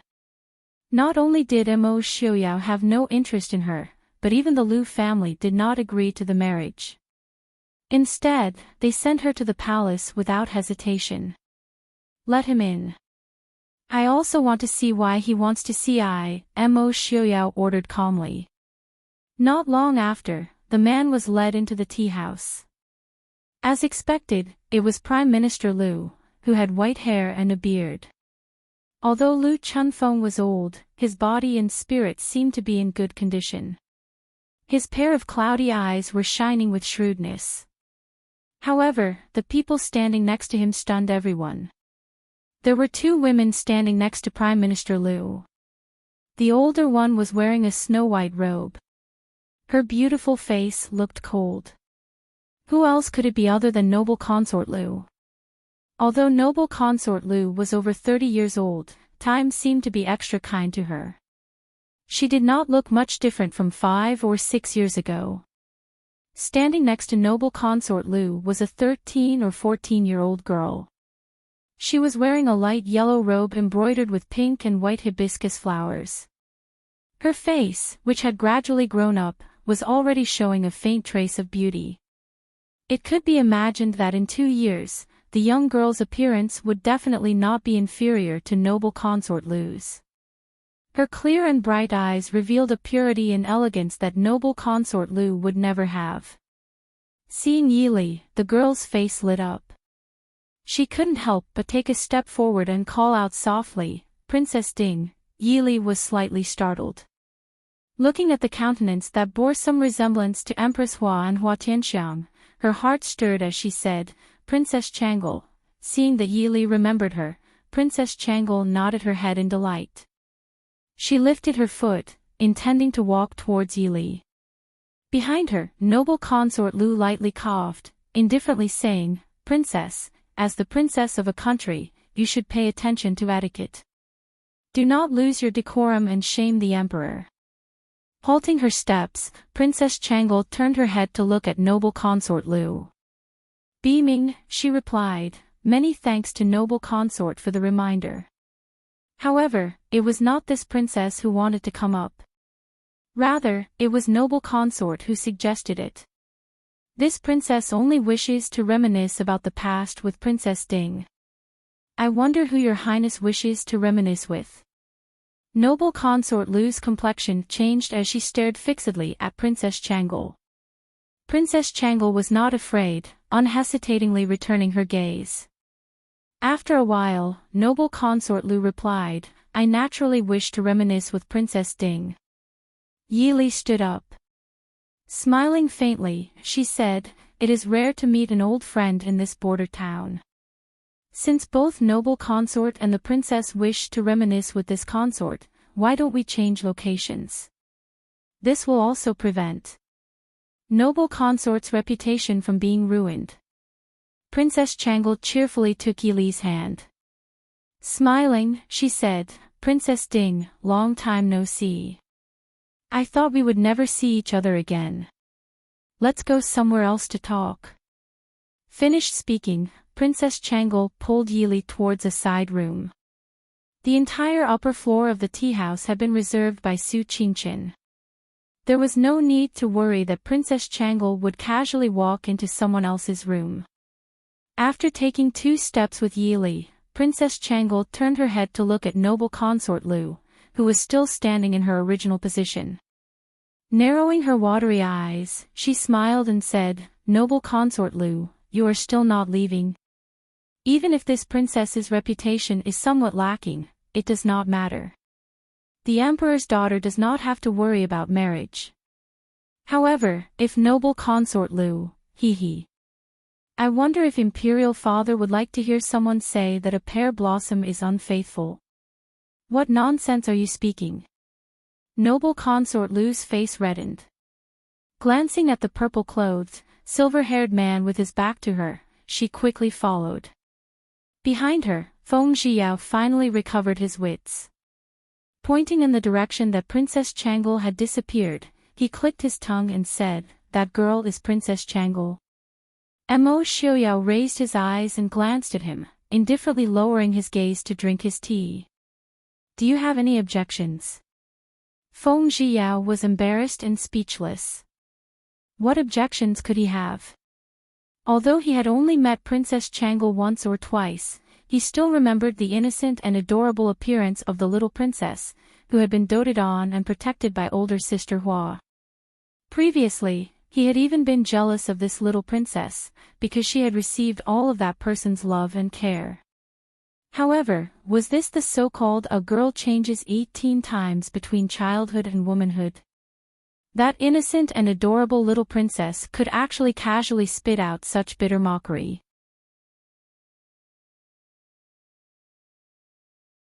Chapter 509. Prince Ding, is this how you discipline your subordinates? Prime Minister Lu was so angry that he did not choose his words carefully, directly pointing the spearhead at Mo Xiaoyao. Mo Xiaoyao tilted his head, his sword-like eyebrows slightly raised. The corners of his lips hooked up in a cold smile. "How I discipline my subordinates is none of your business." Prime Minister Lu finally understood that he could not gain the slightest advantage in front of the people of the Prince Ding mansion. Not to mention Feng Zhiyao, Xue Jing, and the others, there was also Su Qinchin, who had not spoken at all. Su Qinchin was a formidable figure who, at the age of 17, had caused the eminent monks of the present age to vomit blood. As a result, Prime Minister Lu's eyes rolled back, and he directly collapsed. Feng Zhiyao blinked his eyes. That's it. Recently, they had encountered Mo Jingqi's men. Regardless of whether it was civil or martial, why were their combat prowess so weak? Su Qinchin smiled faintly. It's not that it's impossible. This is the best way to withdraw.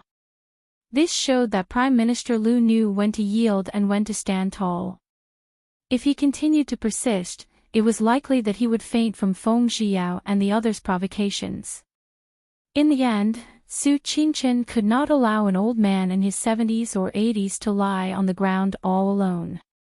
He indicated to the imperial bodyguard standing at the foot of the stairs to have Prime Minister Lu's attendants bring him down to see a physician. In the other side of the room, the atmosphere was completely different from outside. Princess Changel tugged at Yili and chattered incessantly. Her somewhat tender and beautiful face had a bit of innocence and sincerity. Yili smiled as she looked at Princess Changel, her eyes filled with warmth.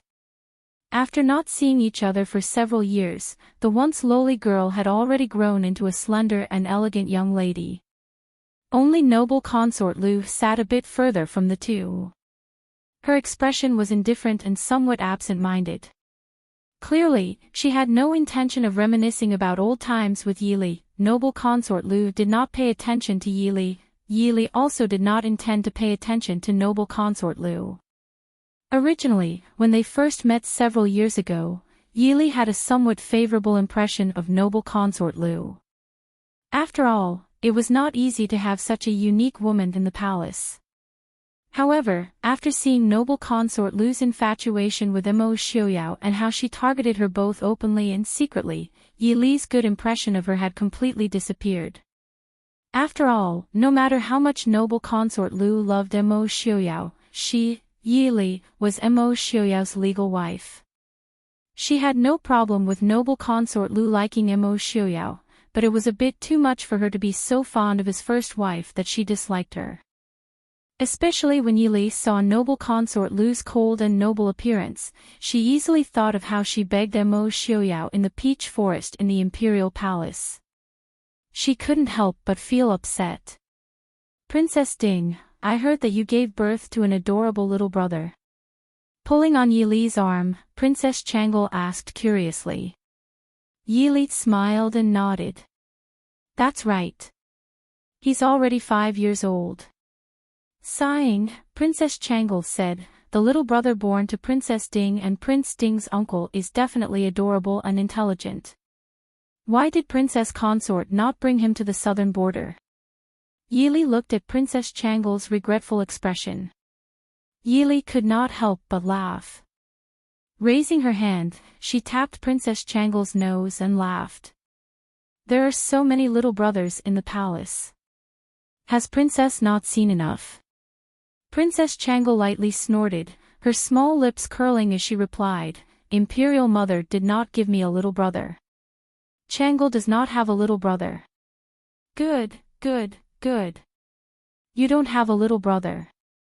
Then in the future, our Xiaobao will call you Big Sister Princess, okay? Yili could not help but laugh. Princess Changel's eyes brightened. Blinking her eyes, she smiled and said, really? Then, should I give my little brother a greeting gift? I cannot go to the northwest right now. Princess Consort, help me bring it back to my little brother. In the future, when my little brother sees Changel, he will like me. As she spoke, she lowered her head to look at herself. Without the slightest hesitation, she pulled off an exquisite jade bell from her wrist and stuffed it into Yili's bosom. Somewhat astonished, Yili held the jade bell.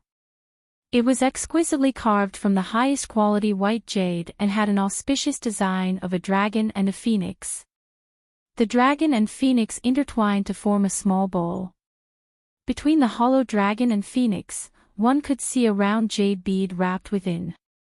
Although it was only a small and exquisite bell, the incomparably exquisite craftsmanship and the highest quality jade made it obvious at a glance that it was extremely valuable. With Princess Changel being so generous, even noble consort Lu could not help but glance at her. Frowning, she stated, Princess, this jade bell was bestowed to you by the Empress Dowager. Princess Changel's face sank in displeasure.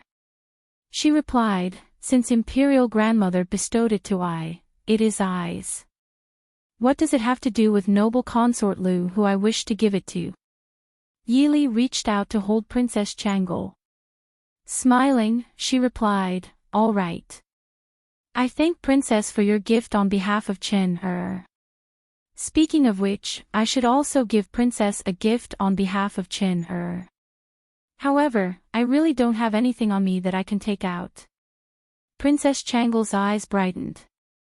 Blinking her eyes, she looked at Yi Li and asked, Princess, can't you choose your own gift? Raising her brows, Yi Li asked with a smile, what does Princess want? Rising, Princess Changle leaned over to Yi Li and whispered a few words into her ear. Yi Li frowned slightly. Somewhat puzzled, she asked, what do you want it for? Pursing her lips, Princess Changle tugged at the small braids in front of her chest. Smiling, she replied, for fun, of course. No one else is willing to give it to me. I know that Princess definitely has it. I just want one. Is that okay, Princess? Thinking it over, Yi Li replied, I'll go back and look for it. If I have it, I'll give it to you. Princess Changle's eyes curved into crescents as she smiled. I just knew that Princess Ding is the best. Yi Li raised her hand and stroked Princess Changle's hair. Softly, she asked, that's right. Why did your imperial father send you to attend Princess Anqi's wedding?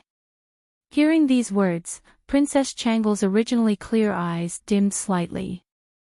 That night, after returning to her room, Yi Li was still frowning as she pondered the matter of Princess Changle.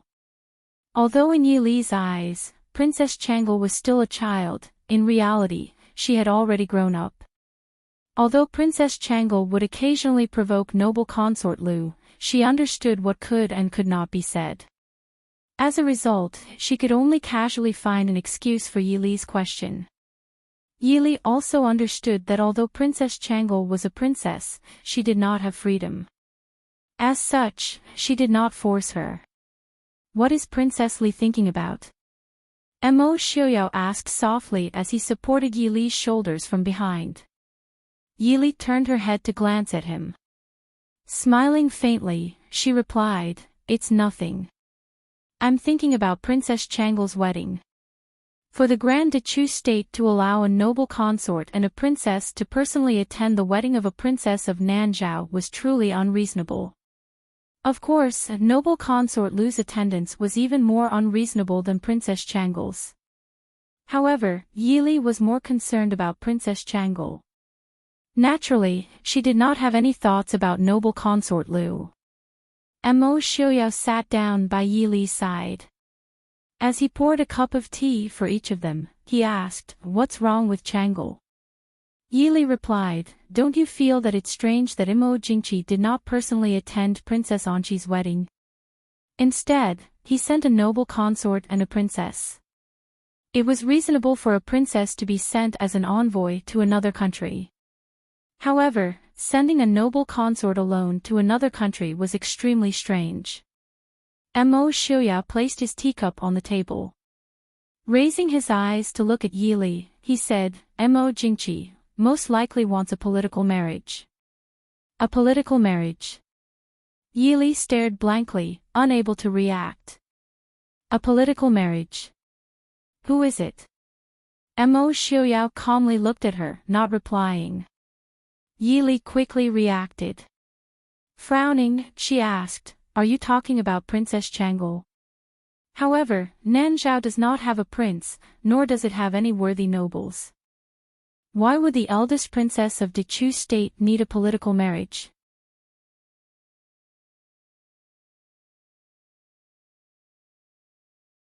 Chapter 5:10. The king of Nanzhao had no sons.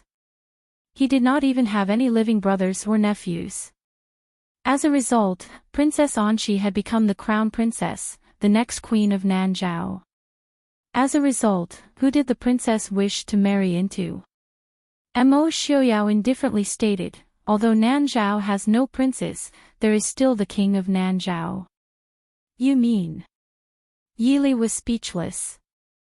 She finally understood why Princess Changle's expression had been so gloomy upon hearing her question. Although she had not met the king of Nanzhao, Princess Anqi was already 25 or 26 years old. It seemed that the king of Nanzhao had only had Princess Anqi around the age of 20. In other words, the king of Nanzhao was nearing the age of birth. If this was truly the case, then compared to Princess Chang'e, Princess Ronghua, who had married the crown prince of the northern tribes, could be considered fortunate. There was another point. If the two countries truly wished to marry into Nanzhao, they should first submit a letter of credence. After the nobles and courtiers of the two countries discussed the wedding, the other side would send someone to escort the bride. This would be a formal marriage. Now that they had sent someone to escort Princess Chang'e to Nanzhao, it was clear that they were gifting Princess Chang'e to the king of Nanzhao. As a result, even if they were truly married in the future, the respect that the people of Nanzhao would have for Princess Chang'e would be very limited. What was Mo Jingqi thinking? Mo Jingli secretly has connections with the Holy Maiden of Nanjiang and several tribes there. Because of her relationship with young Master Qingchen, Princess Anqi has always been on good terms with us. Now that the Dechu state is suffering from internal and external troubles, Mo Jingqi probably wishes to form an alliance with the king of Nanzhao, Mo Xiuyao calmly stated. Alliance? Yili raised her eyebrows. With a smile on his face, Mo Xiuyao pulled her into his embrace. Resting his chin on her head, he indifferently stated, "This generation's king of Nanzhao has great ambition but little talent." Back then, he rashly entered the palace and the Dechu state was beaten back by Ai, nearly destroying it. On the contrary, Princess Anqi had shown great political talent since she was a child. She was able to help the king of Nanzhao govern Nanzhao at the age of 14. If it weren't for Princess Anqi, Nanzhao wouldn't have been able to recover so quickly after the war. Then there was the Saintess of the Southern Wilderness. Although she didn't have much talent in politics, her scheming methods and the people behind her were all pretty good. Back then, Nanzhao king used the Saintess of Nanjiang to suppress Princess Anqi. In recent years, I heard that the fight between Princess Anqi and the Saintess of Nanjiang has become more and more intense. Nanzhao king is probably having a hard time being stuck in the middle. Yili understood. It turned out that this was a power struggle between an incompetent father and two powerful daughters. Yili nodded and said, "I understand.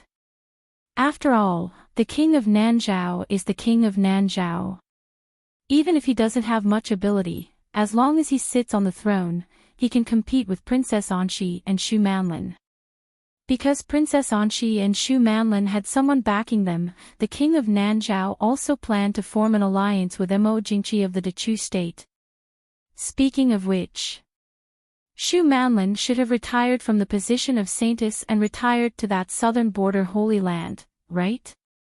Mo Xiuyao indifferently replied, "Rules are set by people. Naturally, there were ways to break them." At the very least, Xu Manlin was still comfortably sitting in the position of Saintess of Nanjiang. Furthermore, she had more freedom and authority than before. Yili helplessly sighed. In the end, this was a power struggle between Mo Jingqi and the king of Nanzhao. The only victim was the innocent Princess Chang'e. Mo Xiuyao reached out and wrapped his arms around Yili, pulling her into his embrace. A hand gently patted her hand, whispering, "Has Princess Li's heart softened?" Yili sighed and replied, "Princess Chang'e is still a child." Mo Xiuyao replied, "There are no children in the imperial family. She knows what she needs to do." Yili wrinkled her brows. Turning to look at him, she stated, "Princess Chang'e asked me for a dagger." Mo Xiuyao thought for a moment before replying, "Give it to her." Yili nodded her head, once again leaning into Mo Xiuyao's embrace. She was unable to save Princess Chang'e. If it was only Princess Chang'e, she would have simply had someone take her away and hide her away. However, behind Princess Chang'e was the Hua family, the imperial family of the Dechu state, the empress, and countless other people's fates were not things she could control. Therefore, since she was unable to save Princess Chang'e, then, she would give her what she wanted. Xiaoyao, in the future, I don't want Bao Bao to marry someone else. Leaning into Mo Xiaoyao's embrace, Yili softly stated. Mo Xiaoyao gently stroked her hair, his eyes filled with a faint warmth. Our son does not need to rely on marriage for anything. Hearing these words, Yili could not help but smile comfortably. That's right, their son did not need to sell out his marriage for any benefits. At this moment, Yili was incomparably grateful to Mo Jingqi for introducing her to Mo Xiaoyao. Not only for herself, but also for her child. Xiaoyao, I have never said that meeting you was the happiest thing in my life. Mo Xiaoyao lowered his head to look into her clear and beautiful eyes, within which were blazing emotions. Lowering his head, he kissed her fragrant lips, gently rubbing them together. No. In the future, you will say it every day. The next day, not only did Mo Xiaoyao's group not leave Yonglin, but Prime Minister Lu's group also did not leave.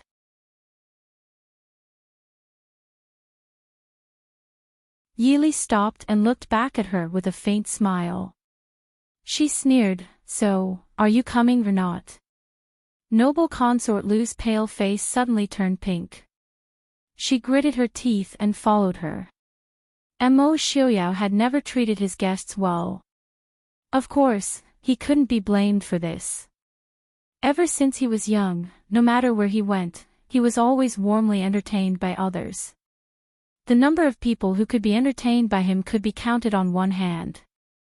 As a result, when noble consort Lu and Princess Chang'e arrived a few steps behind, Mo Xiaoyao had already dismissed the waiter who was waiting for them to order.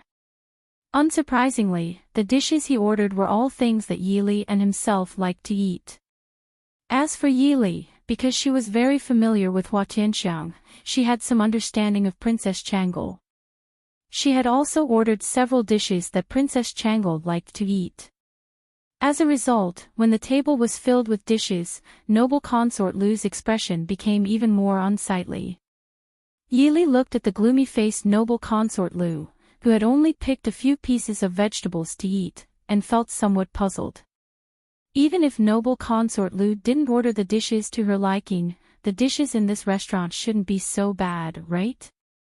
While Yili was feeling puzzled, Mo Xiaoyao had already placed some of her favorite dishes into her bowl.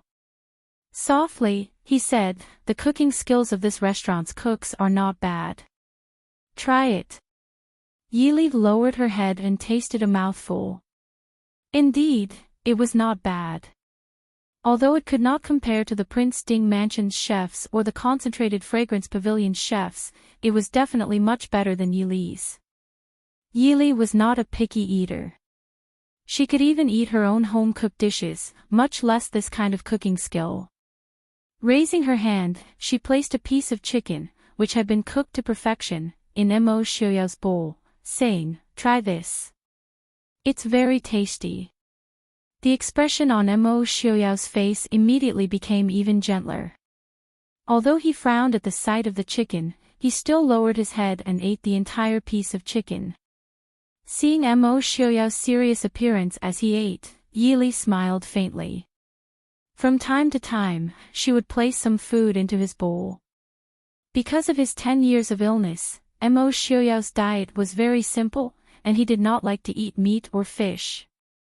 However, Yili believed that although it was necessary to eat more vegetarian dishes, they should be accompanied by meat and vegetables. As a result, from time to time, she would place some meat into Mo Xiaoyao's bowl. Fortunately, although Mo Xiaoyao did not like to eat meat, as long as it was given to him by Yili, he would eat it without saying a word. Over the years, he had developed the habit of having Yili place food into his bowl when the two of them ate together in private. It was to the point that Yili forgot to place food into his bowl while she was eating. By the time she realized, Mo Xiaoyao had already eaten more than half a bowl of white rice. She did not know whether to laugh or cry at a certain someone's childishness. Uncle Prince Ding and Princess Consort have such a good relationship. Princess Chang'e looked at the two of them, smiling enviously. Although she had seen many married couples, many of whom were deeply in love, Princess Changle still felt that the scene in front of her was beautiful and enviable. In the palace, when her imperial father ate a dish, he would have countless poisons tested. Furthermore, he would have palace maids and eunuchs taste test the food before he could feel at ease. Under these circumstances, which concubine or child would dare to place food into her imperial father's bowl? At the very least, in Princess Changle's memories, her imperial mother and imperial father had always eaten their own food. Yili glanced at her, unhappily saying, "What does a little girl know about relationships? Your uncle Prince Ding is very hard to please. Miss Yi, you clearly know that the prince does not like to eat those things. Why do you deliberately place food into his bowl?" Noble consort Lu, who had been calm all this time, suddenly spoke up. Furthermore, under the gazes of everyone present, she placed some stir-fried green bamboo shoots into Mo Xiuyao's bowl. Faintly smiling, she said, "I remember that the prince likes to eat green bamboo shoots the most." The side room immediately became quiet, the atmosphere becoming heavy. Originally, Mo Xiuyao had just put down his chopsticks and was about to drink the mushroom and ginseng chicken soup that Yili had served him. Unexpectedly, he saw noble consort Lu place food into his bowl. Immediately, his expression sank. Abandoning the half-drunk soup, he raised his bowl and threw it at noble consort Lu. Noble consort Lu was not a weak woman. As soon as she saw the bowl of soup coming at her, she immediately stepped aside. Unfortunately, the table was not big and the two were not far from each other. Therefore, although she stepped aside, half of her shoulder was still soaked by the chicken soup. The delicate white porcelain bowl hit the wall behind noble consort Lu and broke with a bang. "Prince Ding, you..." Noble consort Lu had never thought that Mo Xiuyao would treat her so rudely. For a moment, her face turned pale and she could not say a word. Looking at noble consort Lu's embarrassed face, Yili did not have any sympathy in her heart. If it were not for the fact that she did not want to be too rude, Yili would have directly scolded him, "Do you have any shame? Putting food into someone's bowl," not to mention in this era, even in her previous life, only people who were very close or had a good relationship with each other would do such a thing. Yili really didn't know what was going on in noble consort Lu's head. "Get out." Mo Xiuyao stared at noble consort Lu and said coldly.